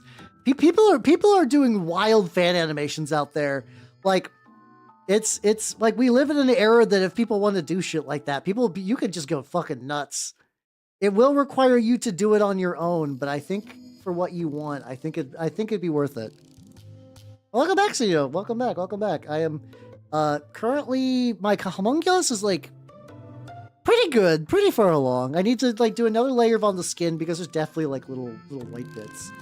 I'm debating. No, I should probably do that now. Is this big boy, the big boy, who is been vat varnished, so I can begin doing the enamels. Yippee! Enamel time! Yay! We love enamels here. Hey, let me shift a bunch of stuff over because that requires. Grab my mineral spirits, and I grab my. Oh yeah, the pretty marines. Yeah, the old. So I guess they weren't that much of a mainstay compared to like angry marines and stuff, but they were around. They were doing stuff every now and then. I got my sponge. I got 2 sponge. I don't think I'll need more than 2 sponge for this. A squirty thing. I need more. Apparently, I found out that just like I was cleaning my brushes for enamels, and apparently just like enamels and oils will just fuck up brushes anyway. There's really not much you can do about it. Like with acrylics, you can just surprisingly wipe a lot of that. And I was like, oh, that's cool. But I kept looking up like, hey, how do I unfuck my oil brushes? And the answer just seems to be buy more oil brushes. I'm like, oh, okay. Like, apparently you can sometimes soap them out with some water and soap and whatnot, but like, apparently that seems to be kind of like no real guarantees there.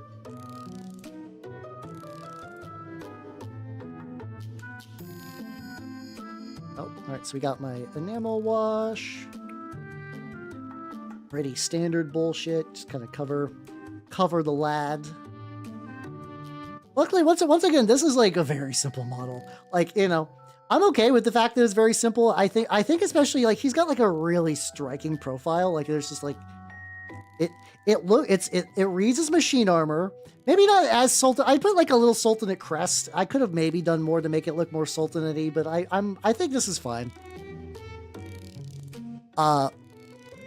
When do you use enamel paints? So I just do enamel washes. I don't really use proper enamel paints. I used to be a lot more adventurous and try out more of those like the villainy inks. But in my experience, they would always just kind of dry too glossy, and like apparently that's just like there's like a shake-up issue with them. But like the bottles are also designed weird that they don't shake up well. I use AK Wargames Wash's Dark Wash like as my mainstay now. It's really nice. Put you to coalesce in your finger. That would be cool. I know some people do really wild shit with LEDs. I don't think that would be possible for this, but man, that would be sick. So typically I'll do this. Sometimes I'll still experiment with those other ones, but I find like it's like, oh, this is like a kind of like shiny, oily green effect. Like there's whenever I see them using the tutorials, I'm like, oh, this seems cool. I can never find like a similar use case for my own stuff, so I just kind of like stop using a lot of their other stuff. and I just bought like two bottles of this. I'm just about done with the first bottle. And the second one is just kicking around my house, so I can kind of just use it whenever. But yeah, that's kind of how I do enamels. Oil, like enamels are good for me in particular because like I paint on stream. And that they are really good for that. They're consistent. The wash is pre-made. It's not particularly messy. Like oil washes will get you there, honestly, but like it's just that for like so much of my painting style is dictated by the fact that I'm a VTuber. Unironically, it's like, oh, it's weird to think about, but it really, really is. Yeah, AK is like one of those brands that I have had really nothing but good experiences with them. The only downside is because they are like Spanish. It's hard for me to get AK products. Like I do have some winter streaking grime. Unfortunately, a lot of my winter streaking grime is basically like the cap is crusted and I cannot get that fucker off.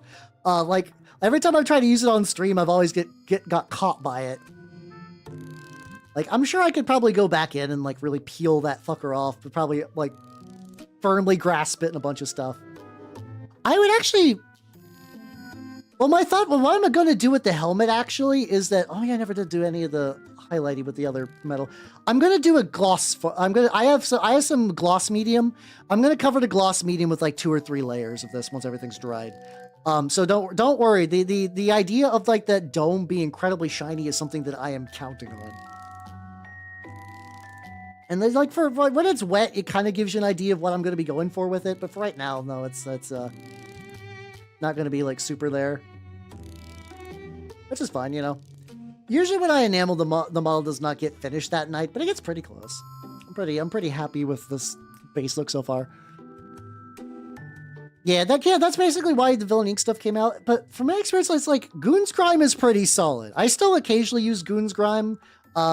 Really, I don't know. I don't have like a rhyme or reason why sometimes I do Goon's Grime. I wish I could have like a better answer. Like, oh yes, Goon's Grime is better for this, but the AK Dark Wash is better for this. That's not really true. Sometimes I'll just use Goon's Grime.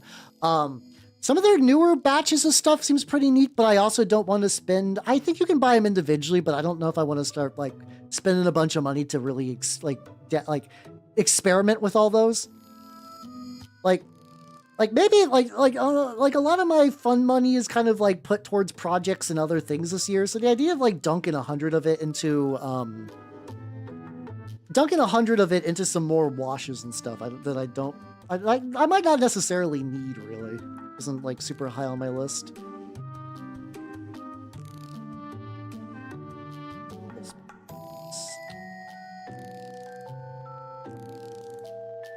Really love it. Like this gold is the recipe I use on like my Minotaurs and my Stormcast. And like, you know, it's kind of like one of those like old faithfuls. Like it always looks pretty good.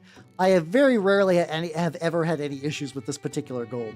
But like, man, on this fucker does it look nice. Get a little bit of that like the dry brush back. If I take one of these sponges like here-ish. Yeah, there we go. Get a little bit into those, like the sides. It's probably still going to be a little dingy, but that's fine.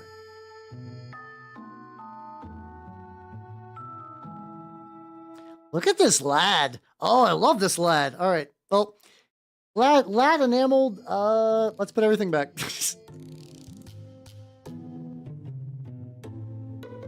Oh yeah, get some, like, I always, every now and then when I need bases, I'll just go and or just put some shit up.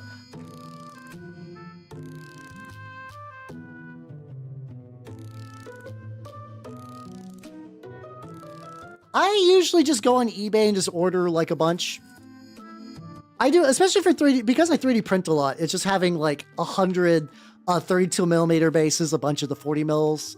50 mils are weird because like I find that I need them, and when I need them, I really need them, but I don't, like, what's it called? I don't need them that often, so sometimes I'll just like forget to have them. Oh yeah, I've done some like really nice oil washes stuff before. It does look nice. I've been getting better at it because I've used it for terrain. I will say, yeah, I've used it for terrain because like for terrain, it's just so much easier at that point. Like it's just like, you know, not easier, cost efficient. That's the word I'm looking for. terrain oil washes are way more cost efficient than enamels could ever be. But yeah, no, it's if you're like the look of it, but you hate the consistency of oils, enamels are pretty much like a good alternative. I do think oils have a certain richness to the way they look that I've not been able to fully recreate. Like I did my Skaven for Mordheim a while ago, and I was going to take a picture of them, but I looked at them, I'm like, they're not right. Like, I think I removed too much or didn't do enough enameling, and I'm like, part of me kind of wants to give them an oil wash. But it's also like, that's such a finicky thing. It's so finicky. Like, I could probably just bring them back here and just give them the appropriate, dark AK wash and be good. That's what this guy is. This guy's done. Yippee. Let's go. I mean, he was already done, but like now that I have totally done. Finish this. I need to prime this and everything. I think I showed this before, but like this is with the guy. So when I captured a guy from the local group, like I got the reward where it's like you capture an elite operative. He gave me this. He gave me the guy I was playing with gave me one of his dudes. And I'm like, oh fuck yeah, let's go. So I made him a little sadness cage. So what I need to prime it now that the weather's a bit better. I'm gonna prime it brown, just try to match like the base color. I do want to give it back at the end of the campaign, because I was like, it was a really cool move to do. I'll probably remember that more than anything else in that entire campaign, if I'm gonna be honest. It's just such a rad gamer move. Good gamer, not bad gamer. But like it was such a cool move. But I was like, are you sure? It's like your mini and stuff. And he's like, no, that's fine. He had a bajillion of those because they're just like World War I minis that he just kind of like bulk made. I was like, okay, thank you. I thought I would pay back the favor with a fucking cage. I think it's a weird form of respect, I believe. I'm gonna cope and say that. And you know what? That's fine. This is my stream and I'm allowed to cope on it if I want. Go through all these little tentacles. Fucking why did I do this? Why did I pick a guy that was like 90% like weirdly aligned tentacles? It's because he looks cool. Like, doesn't this guy look super cool? Like, I love the way that like, I like bestiarm stuff in general, but like, I've been doing the sub theme of taking the bestiarm angel sets and using them for my sultanate stuff, because it's like they are fucked up horrible mutant beast things, but they do actually like a very nice, like, that line between like, this is kind of like awe-inspiring, and like you can maybe see that like a little like angelic twinge in there, which I think is good for sultanate, because yeah, they're doing like, you know, fucked up body horror experiments and whatnot. And they're like, I need to double check on the lore more, but like, yeah, the fact that like they will make an abomination and it's like, I'm not going to heaven, but I'm going to recite scripture.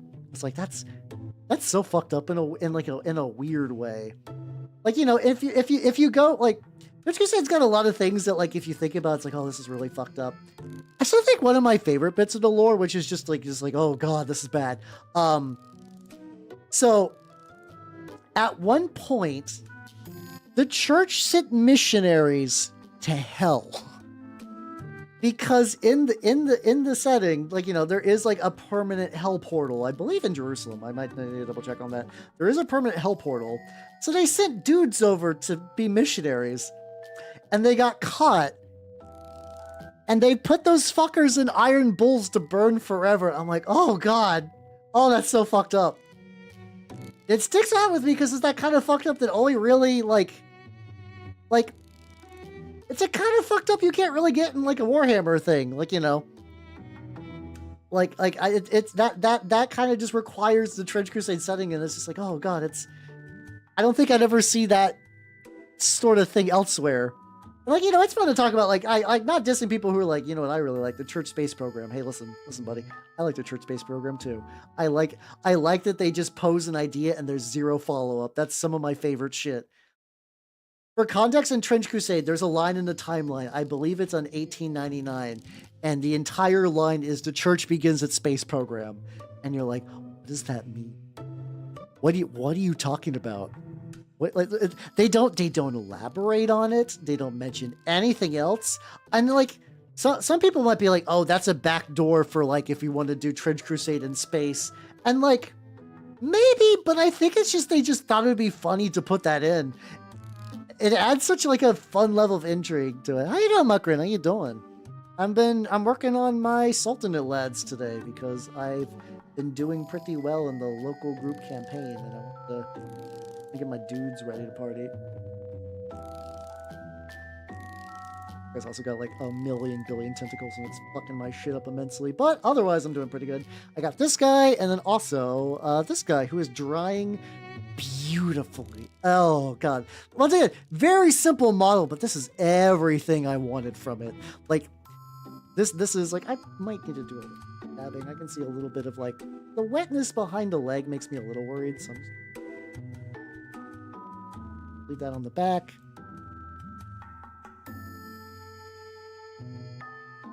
I do. One thing that I will say is for me is like a big plus about enamels. If like a Games Workshop wash pools, it creates that like weird like sticky texture kind of dealio. Yeah, like whenever a wash pool's on these, it's actually it just kind of leaves like a stain that you can just paint over. It's super nice that way. I mean, you can paint over like that other stuff, but sometimes it leaves like a kind of like a weird goop to it that I'm not a big fan of. I love a lamp. I love enamel so much. I love enamels so much. They're so good. They're so good to me. It'll be good to other people too, but they're really good to me.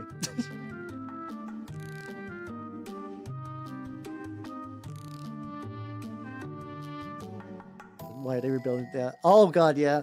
I mean, they are basically recreating the Tower of Babel again, more or less, like the church is. Like it's like clearly they're building the Tower of Babel again to get closer to God, and it's like. I don't think they realize it in setting. I don't think that irony is like really connected for them, which I also enjoy. It's like they're just like, yeah, let's build a big communications tower. But Jesus, it's like, wait a minute, but buddy, haven't you seen how that's gone, buddy? It didn't work out good the first time. It's not gonna go good again. Yeah. Like I haven't used like Null Oil. No, I actually don't even know if I own Null Oil anymore. I do want to try the like I said, I want to see if I think Pro Acro has some like very basic like black shade, red shade. That is the one thing I probably do miss is that like the stuff you can do with Curenberg Crimson is kind of neat. You can do a little bit with the red enamel effect from Villainy Ink. But those kind of are used for different purposes, and I think both are still kind of useful. So like in a weird way, I kind of want to introduce a couple of older washes to stuff. Do they learn? No, they don't. Nobody ever learns.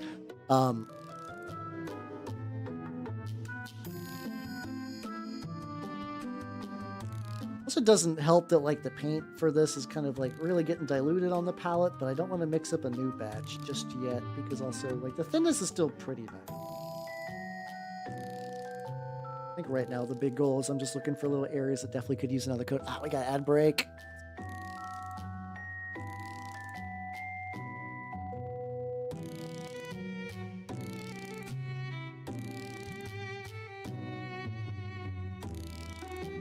I'm gonna go back and forth so many times. I'm painting this fleshy area around the eye.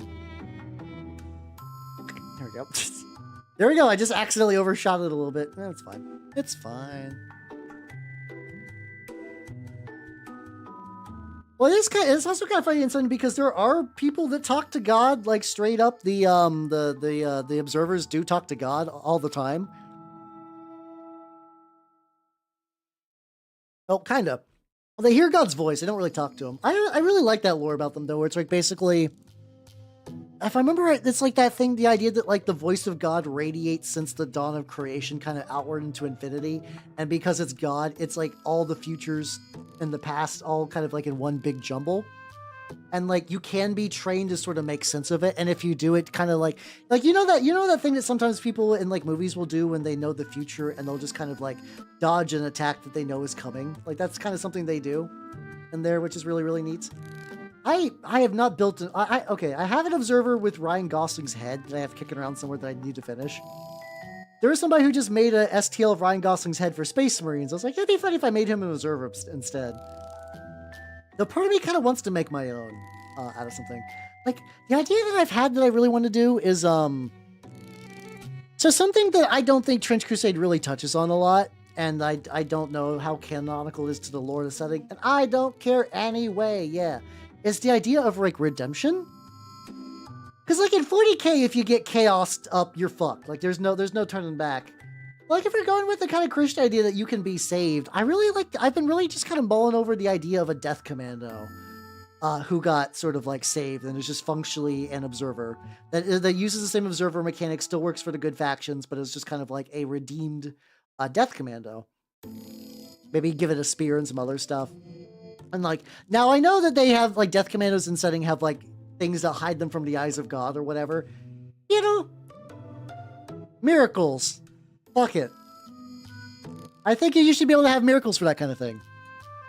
I feel like trench ghosts can be. I mean, if it isn't canonically, trench ghosts fight both sides just because like they're in like they're not really forces of hell. Like they use all the hell mechanics, but they're in that weird limbo state where they're just kind of like the battlefield restless dead, and just like they just kind of fuck on everyone.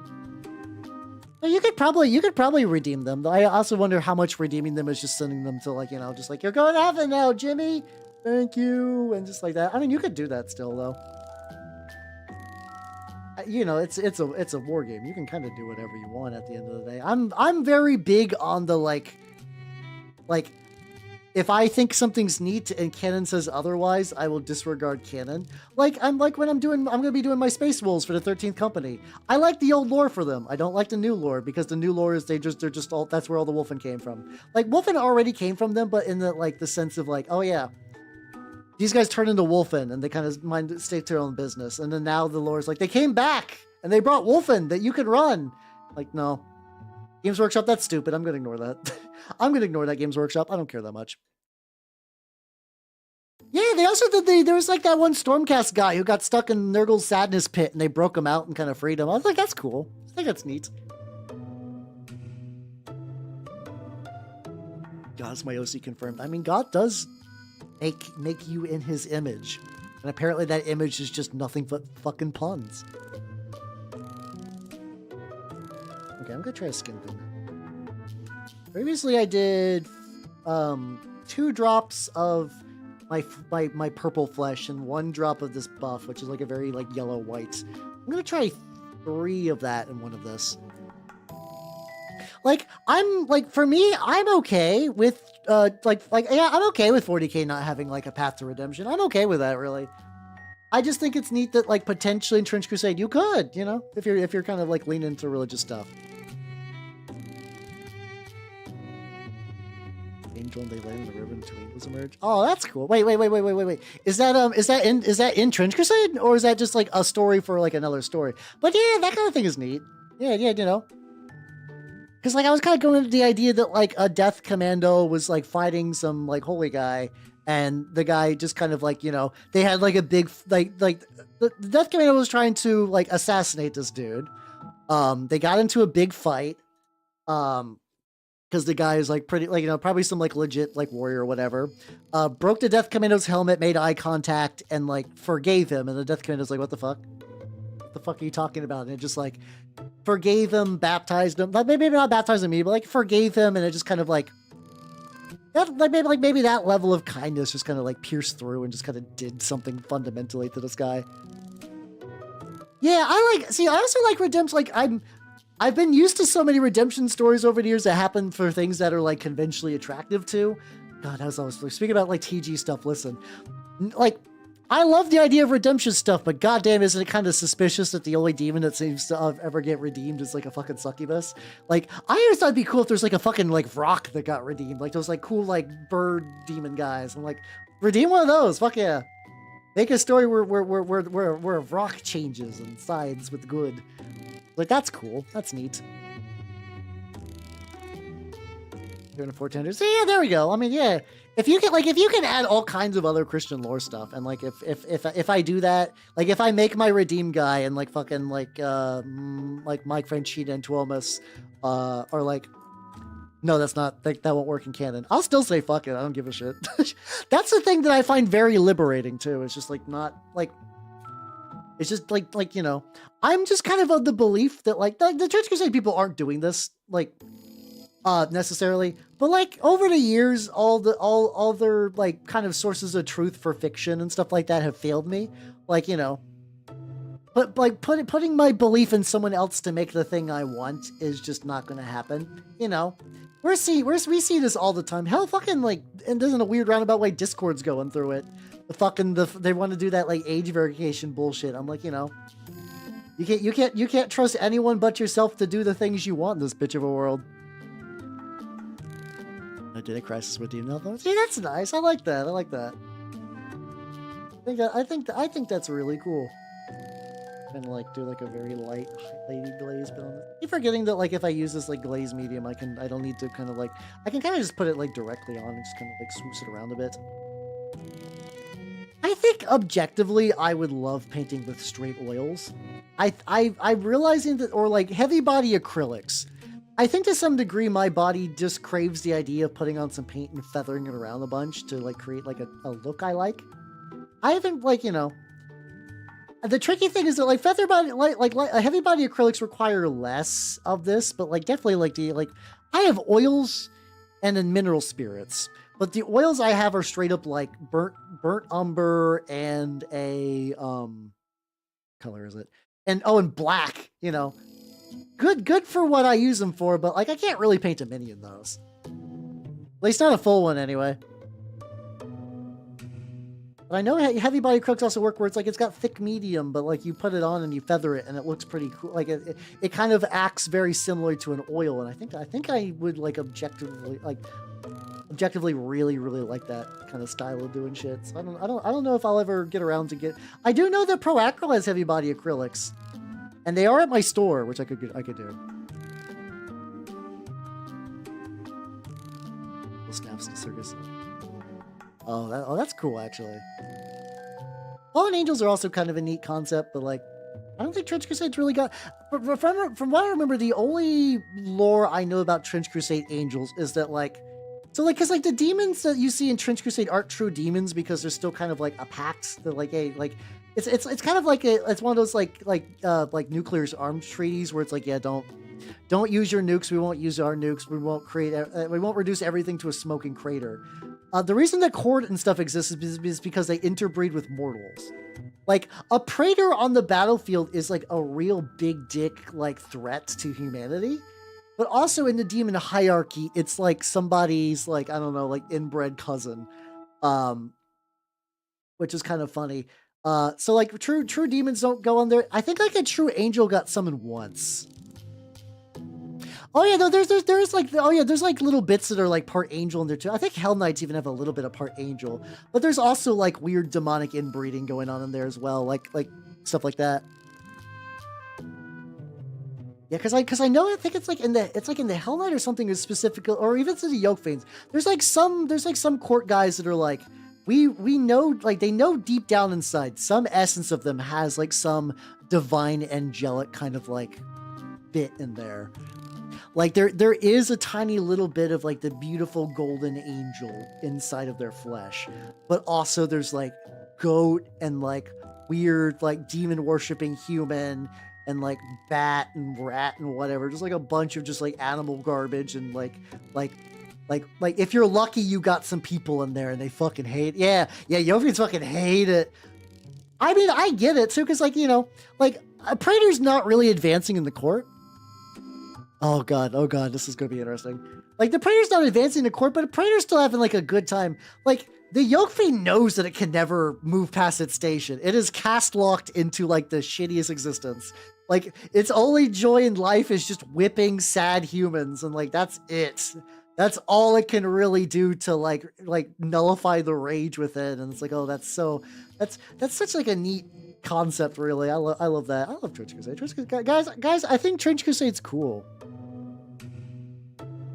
Ever hear about the motorcycle gang that collects loans in autumn? They're the Fallen Angels.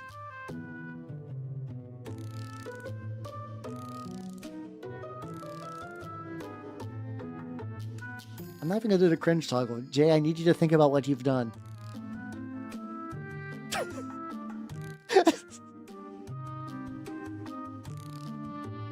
Jesus. Oh, was it? Oh yeah, that was like such a like a fucking just like, ugh. Like I was painting a part and I forgot what part I was painting. And I remember that there was like a little gap that I missed. I'm thinking that's making me laugh. Oh no. Oh shit, he's thinking. He's doing a think. All right, well there we go. Yeah, I always kind of imagine it's like hell is a meritocracy, at least in like little bits I get from Trench Crusade, but it's like comically stacked against you. Like if you go like, I know a lot of people fixate on the fact that a wretch can be set free, but like that's so unlikely to happen. It's so unlikely to happen that it might as well be zero. Like could a Yoke Fiend ascend? Maybe like one's done it. But I have to imagine that like, you know, the other, like literally everybody else saw one that was getting like kind of close would slap it directly into nuts until it exploded. Like, I mean, I like that it's not like a totally never that if you're like, yeah, my Praetor is an Ascended Yoke Fiend of Wrath and it's pissed. It's pissed that it spends so much time and energy to become this and has transcended sort of like the limitation of its body, and it's still an inbred piece of shit, you know? Like it's like somebody who just kind of like slaves away at a dead-end job and they get one promotion and it's still like they're still never going to advance from that. Like aka me at the guild, haha. But like it's like oh no, like yeah, I did all this work and it's still fucking nothing. Still fucking sucks. It's like, man, being a Yoke Fiend sucks even when you ascend. But I do think having the option is cool. But yeah, like I said, I think I imagine that it's like it's so unlikely. It's like it's not gonna happen very often. Like your average Yoke Fiend dreams of better things that it will never get, and that's kind of like the ironic, like the torture of existence. Oh ho, this beast lives in forever shame. Ho ho. I don't know. I'm doing it like that, but that also is.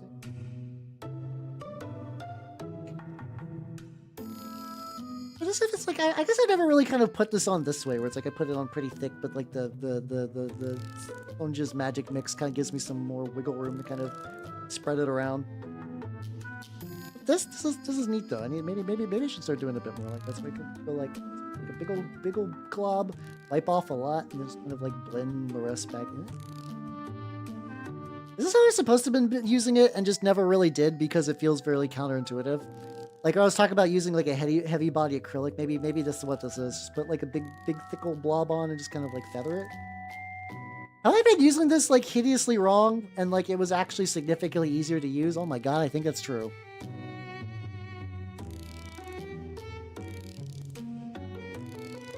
I think it was legitimately always that easy and I just made it too hard that I could just put it on there. So for context, what I'm doing is that like I am... Oh, God, it really is. Okay, fuck me, I'm learning. So this is the Joe Sonia Magic Mix.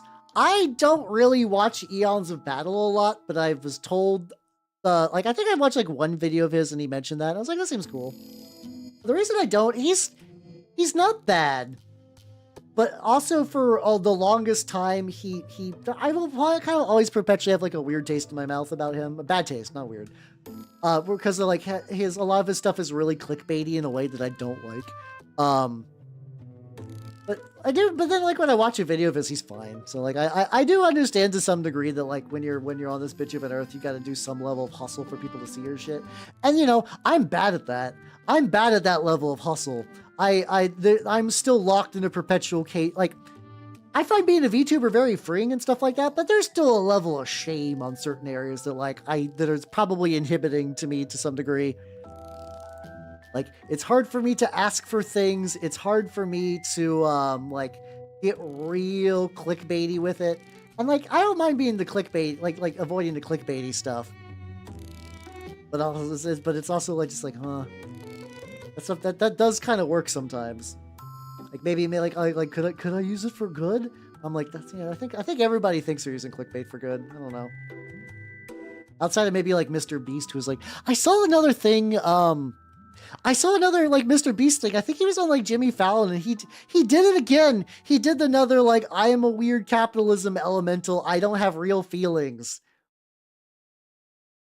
Like legitimately a quote from him was like, I liked watching Game of Thrones and Naruto, but I kept being bothered that this wasn't making money. I'm like, you fucking what? I enjoy watching a thing I enjoy, but I'm not getting money. What the fuck is wrong with you? Okay. Let's see. You got House of Wisdom, Knights of Avarice, and Courts.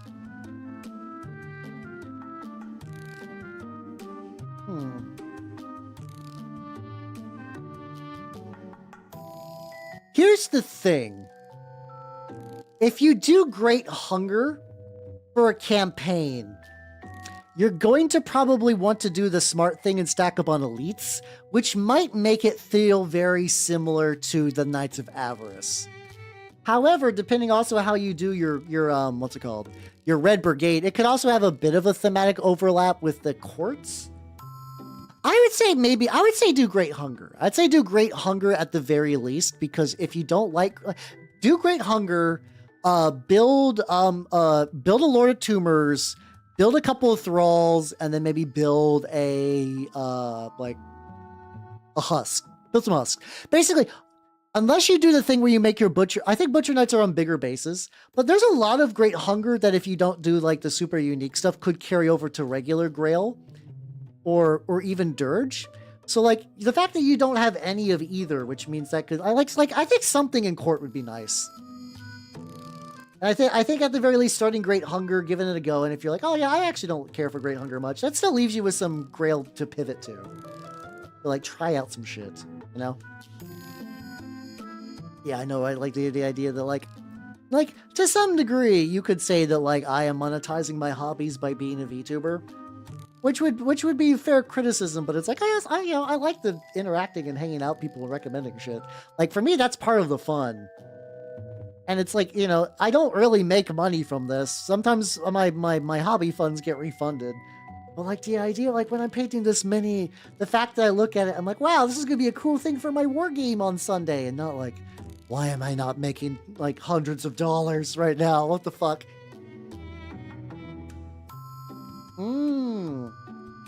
That's a good point. That's a good point. Crimson Communicants are cool. Here's a neat thought though. Zombies are also usable in other war games. You could also use them in like Necropolis or like a Mordheim warband. You could vary them out a bit. Not that you need to. It's just potentially another interesting idea, like another potential upside for doing zombos. However, if you just want to do a Crimson Communicant, like maybe just do that. Maybe just do the one Crimson Communicant, see how you feel about it, and then like, you know, if you don't do literally anything else, it's just a cool model. And you didn't commit to a whole warband. Mr. Beast model. Oh god, actually that'd be kind of fun. Oh shit, that'd actually be kind of fun. It's making a weird, hideous... Oh fuck, oh no, hold on. Hey guys, let me do a very... I need to do a very cursed. I need to do a very, very cursed search. Let me go to probably cults. We'll maybe have this. If I go to cults, what happens if I type in Mr. Beast? What happens if I type in Mr. Beast? Huh. There are several different models for Mr. Beast. Most of them are AI-generated Funko Pops. I hate the internet. But there is a non-trivial amount of Mr. Beast on here.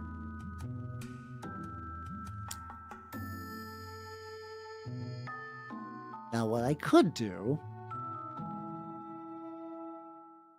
You know, I don't have a Praetor of Greed.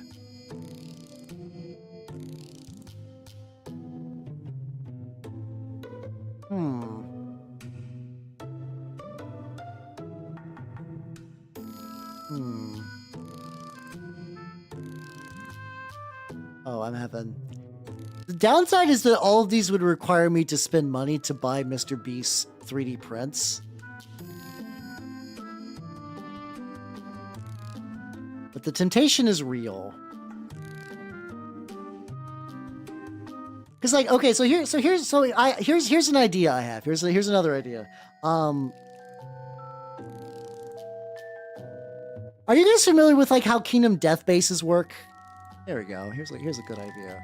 Good idea. Here's a thought. This would once again, this would require me to spend money on. Oh shit, you're right. Thingiverse might be like. I love cults, but maybe Thingiverse is the way to go for Mr. Beast. Right. Shit. Thank you. That's a good idea. Need to verify that I'm human. I'm an elf, but that works too. Mr. Beast. There's some like there's like symbols and stuff. All right, and then Maker World. I'll do some looking because like here's my thought. Okay, Maker World. There we go. Maker World, and let's go for Mr. Beast. The less money I have to spend on this, the better. That would be ideal. I do not have to spend money on this. Seems to be mostly is up.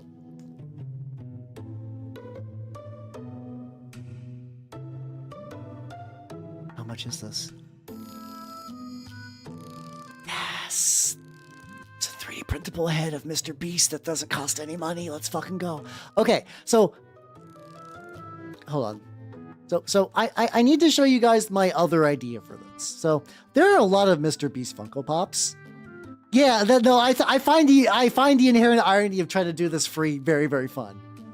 So like, here's a Kingdom Death base, right? Like, you know, it's like a bunch of layered faces. Now, I don't. Let's see. I'll grab a good picture of this.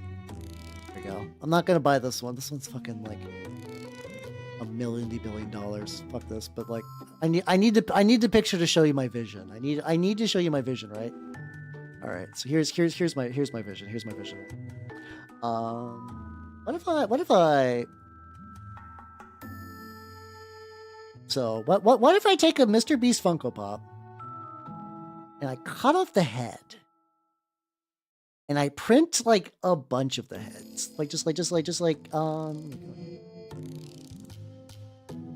the heads, kind of like, you know, kind of shrink them and rotate them, just kind of put them into like one, kind of just like one big thing on the base, you know, something like this.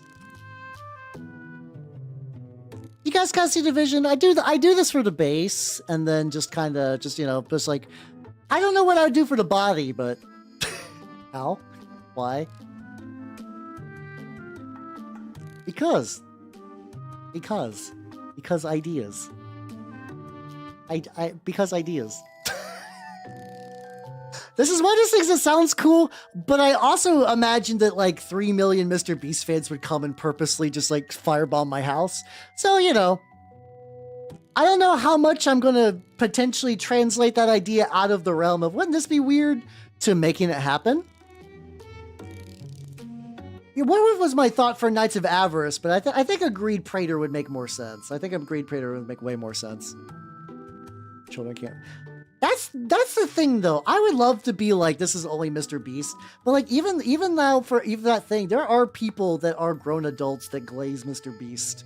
I don't know how many of them are just dick riders really hoping that like someday that Mr. Beast, I think some of them go with the idea that they're like, it is I, Mr. Beast, and I saw you were being good and praising my name in public.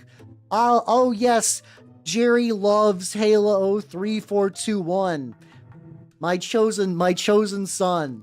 For your loyalty, I will award you with $1 million beast bucks and also a burger.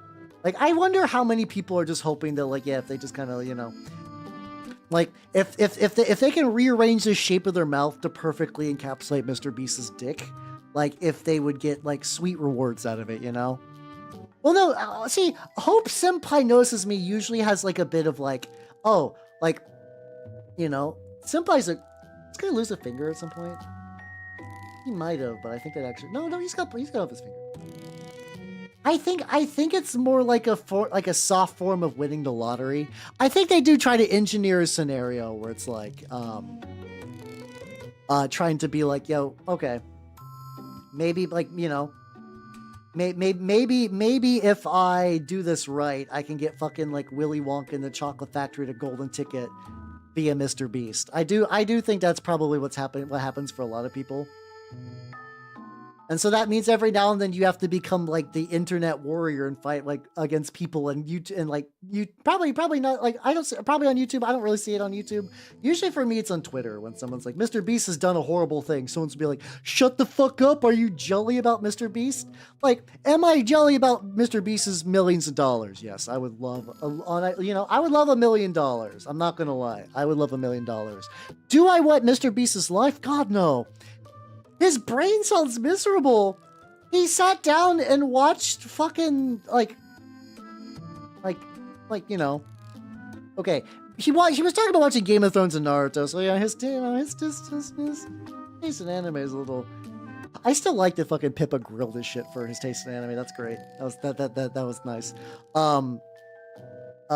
But like he couldn't sit down and watch something on his own. Like. That amount of just enjoying a thing in your own household was too foreign to his brain, and the fact that he was not just like raking in cash, like that sounds awful. That sounds fucking miserable. Like I have hopes and fears and dreams and like hobbies and stuff that I enjoy, and like the idea that like none of that could mean anything to a brain. And I know a lot of people aren't that far off. Like unfortunately there's a lot of Mr. Beast out there. He just happens to be the one that had like, the ideas that kind of played with the YouTube algorithm.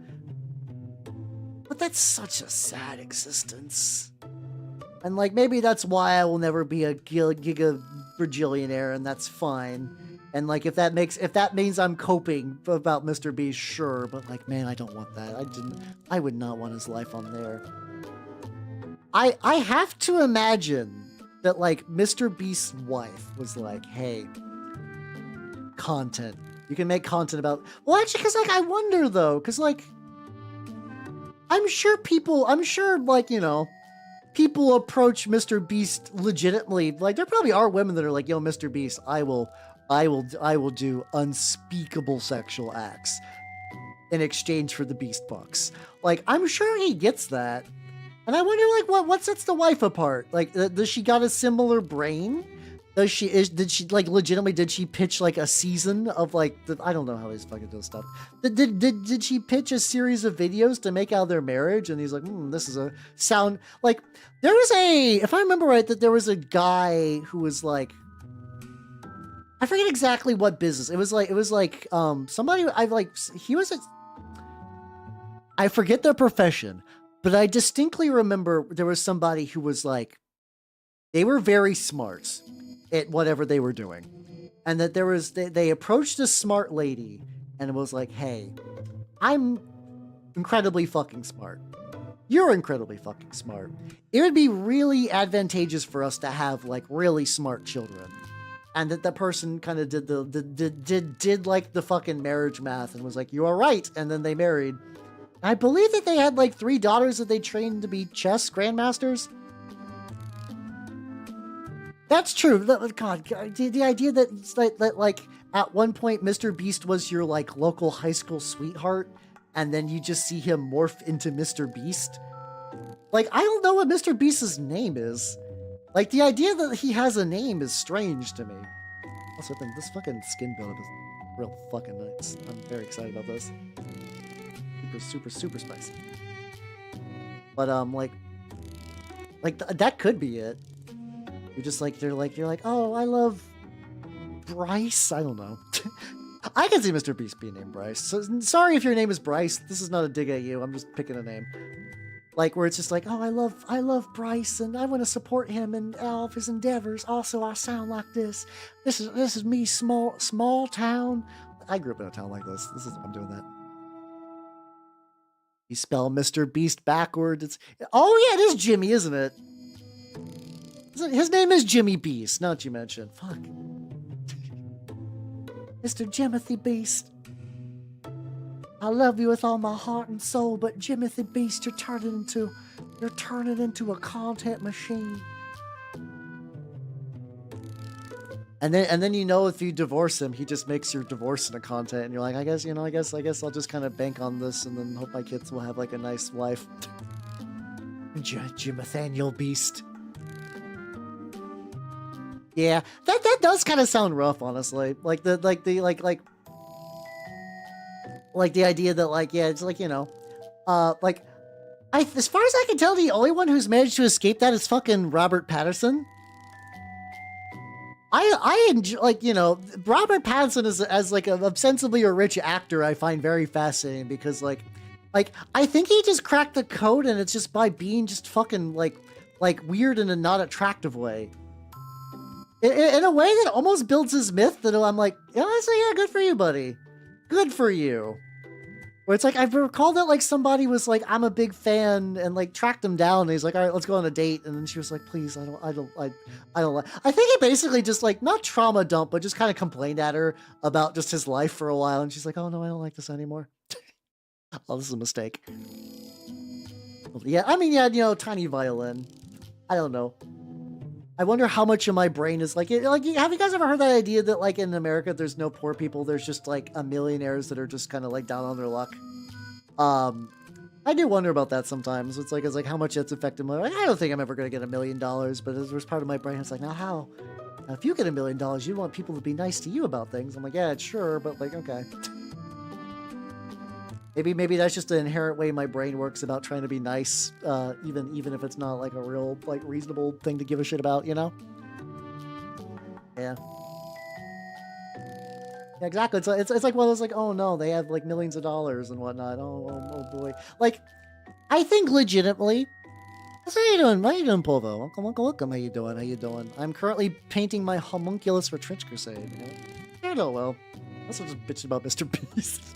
It's just such a weird topic that we've landed on. Just kind of like, okay.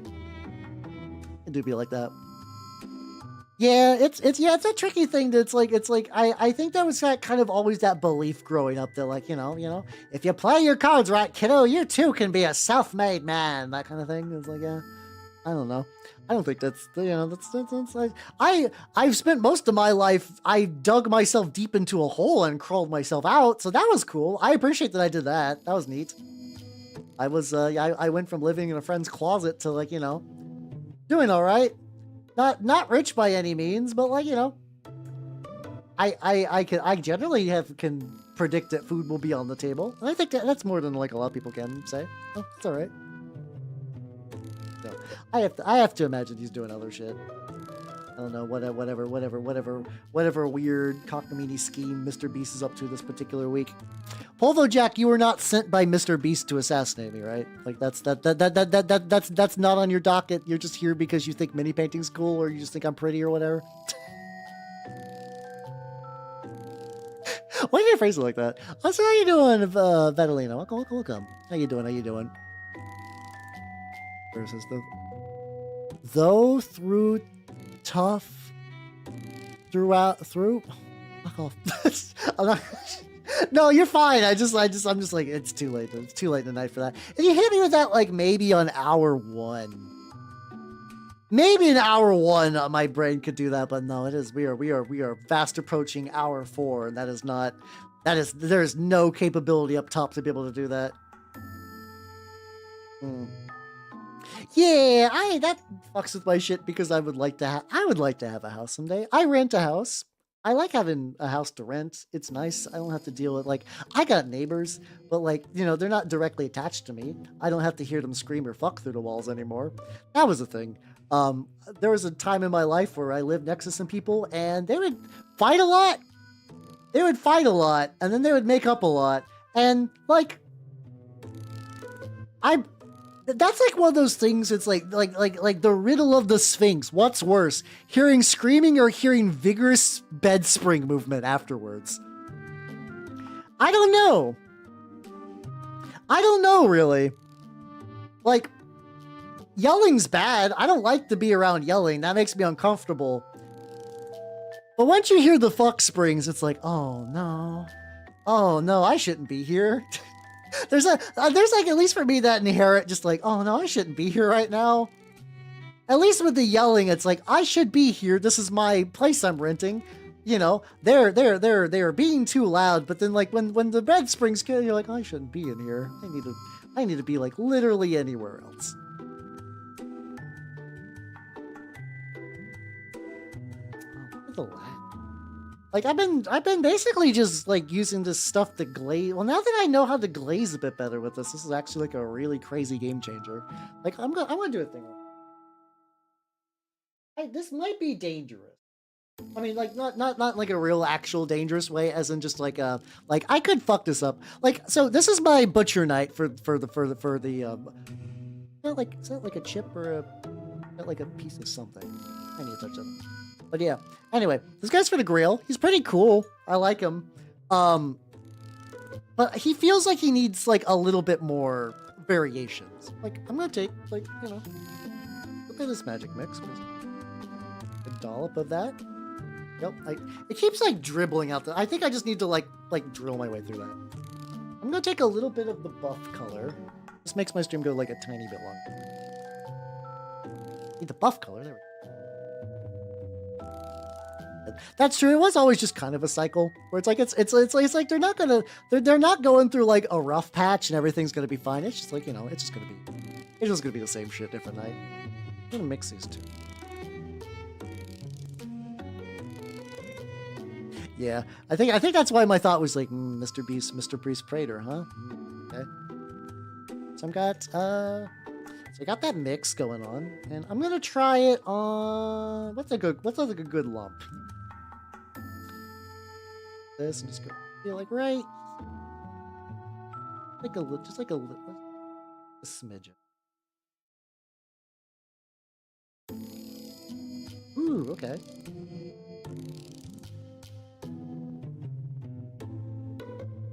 Like one little bit like here. Wipe it off my brush, but don't get water involved. Okay, that's turning out pretty good. I'm gonna do it on a bigger scale now. I'm gonna do like going around here. There it.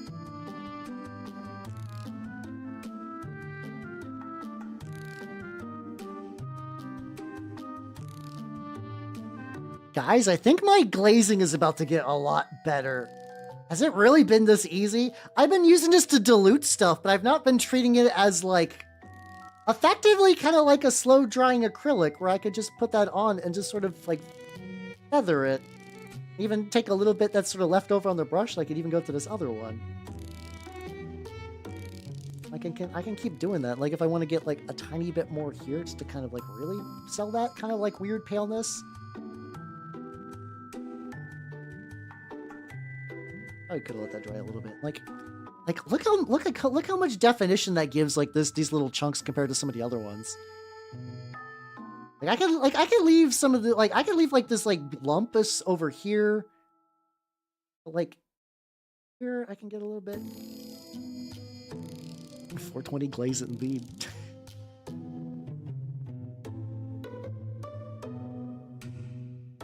Okay, the tricky thing is there's like okay. So that has like a tiny little bit of like, I can't do like a drop and then like fuck off. I need to put like a drop and then kind of still work it like pretty quick. Maybe that was just like a weird dry chip of paint.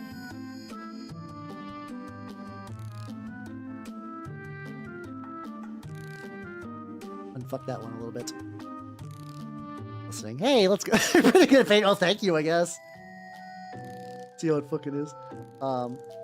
Okay, so that's okay. So I might need to be a little careful a bit. I didn't like totally bork up the mall. I need to kind of make sure that like these two mediums are like the mediums are pretty much good to go. Like get that down there, and immediately start feathering. I guess it is just kind of like it is a glazing medium, but the work time is like reasonably quick. I can just go like right here, wipe that off, and I'm gonna go like that one is barely visible, but I could also just give it like another little dab and just feather it again. All right, shit. There we go. How you doing, Froggenstein? Welcome, everybody. Welcome, welcome, welcome. If you do not know me, I'm Homunculus the Mimic Elf. I'm a miniature painting VTuber of the Nurgle variety. How's Helldivers?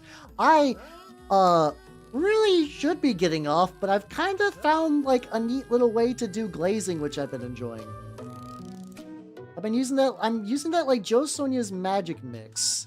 I've been kind of figured out that if I just take, like, a little bit and just kind of, like, make a very small little, like, dollop on where I want to glaze and kind of wipe off a lot, and then I can just kind of go and just sort of, like, fan the rest of it out. I don't really use water. I can use as much of this, like, medium as I want. It kind of gets really, really good results. How are you doing, the Infraggable? How you doing? Welcome, welcome, welcome. Yeah, like I said, if you do not know me, Homunculus the Mimic Elf, miniature painting VTuber of the Nurgle variety. I do the paintings. Painting is a thing I do a lot. I was working on some Sultanate models for Trench Crusade earlier, though. Right now, I'm a bit lost in the Grail sauce, because it turns out that this means that, like, I can do some, like, really thick-looking skin highlight bullshit. Annoying, because I love... Grody skin is one of my favorite things to paint. It's just so good. It's just so fucking good. And, like, realizing that this is actually, like, using an enamel wash and then kind of, like, finishing it off with this kind of, like, glaze highlight layer. Some, like, really fucking good texture. Like, just, like, really, really good shit. There we go. Yeah, this is for the Black Grail. Yeah. Give me a quick sec. I still probably need to ollie out, unfortunately, but let me show you what I've been working on at the very least. It's super fun, though. Guys, I wish mini painting wasn't as fun, so that way it's like I could stop right now. I know, what's it called? My steak is too juicy. My lobster is too buttery right now because I just found a painting technique I really like that makes good results. Just give it a little, just a little bit more. Let me get his, like, one. He's got two boobs, but they're coming from the same side, and I've not really bothered to, like, do... I didn't do really any nipple work with either one, and I'm probably okay with that for now. Up top being funny. I mean, it's almost like I'm a streamer or something. I don't know I did a goofy laugh for that, but sure. No, this one does.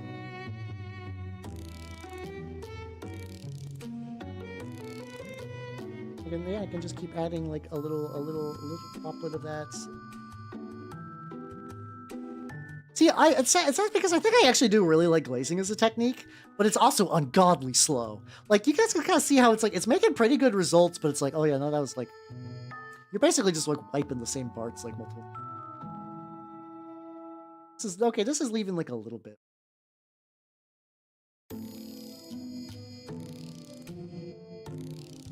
Oops. Getting weird. Anyway, I'm having fun. I gotta stop. Oh yeah, fuck. Let me show you the things.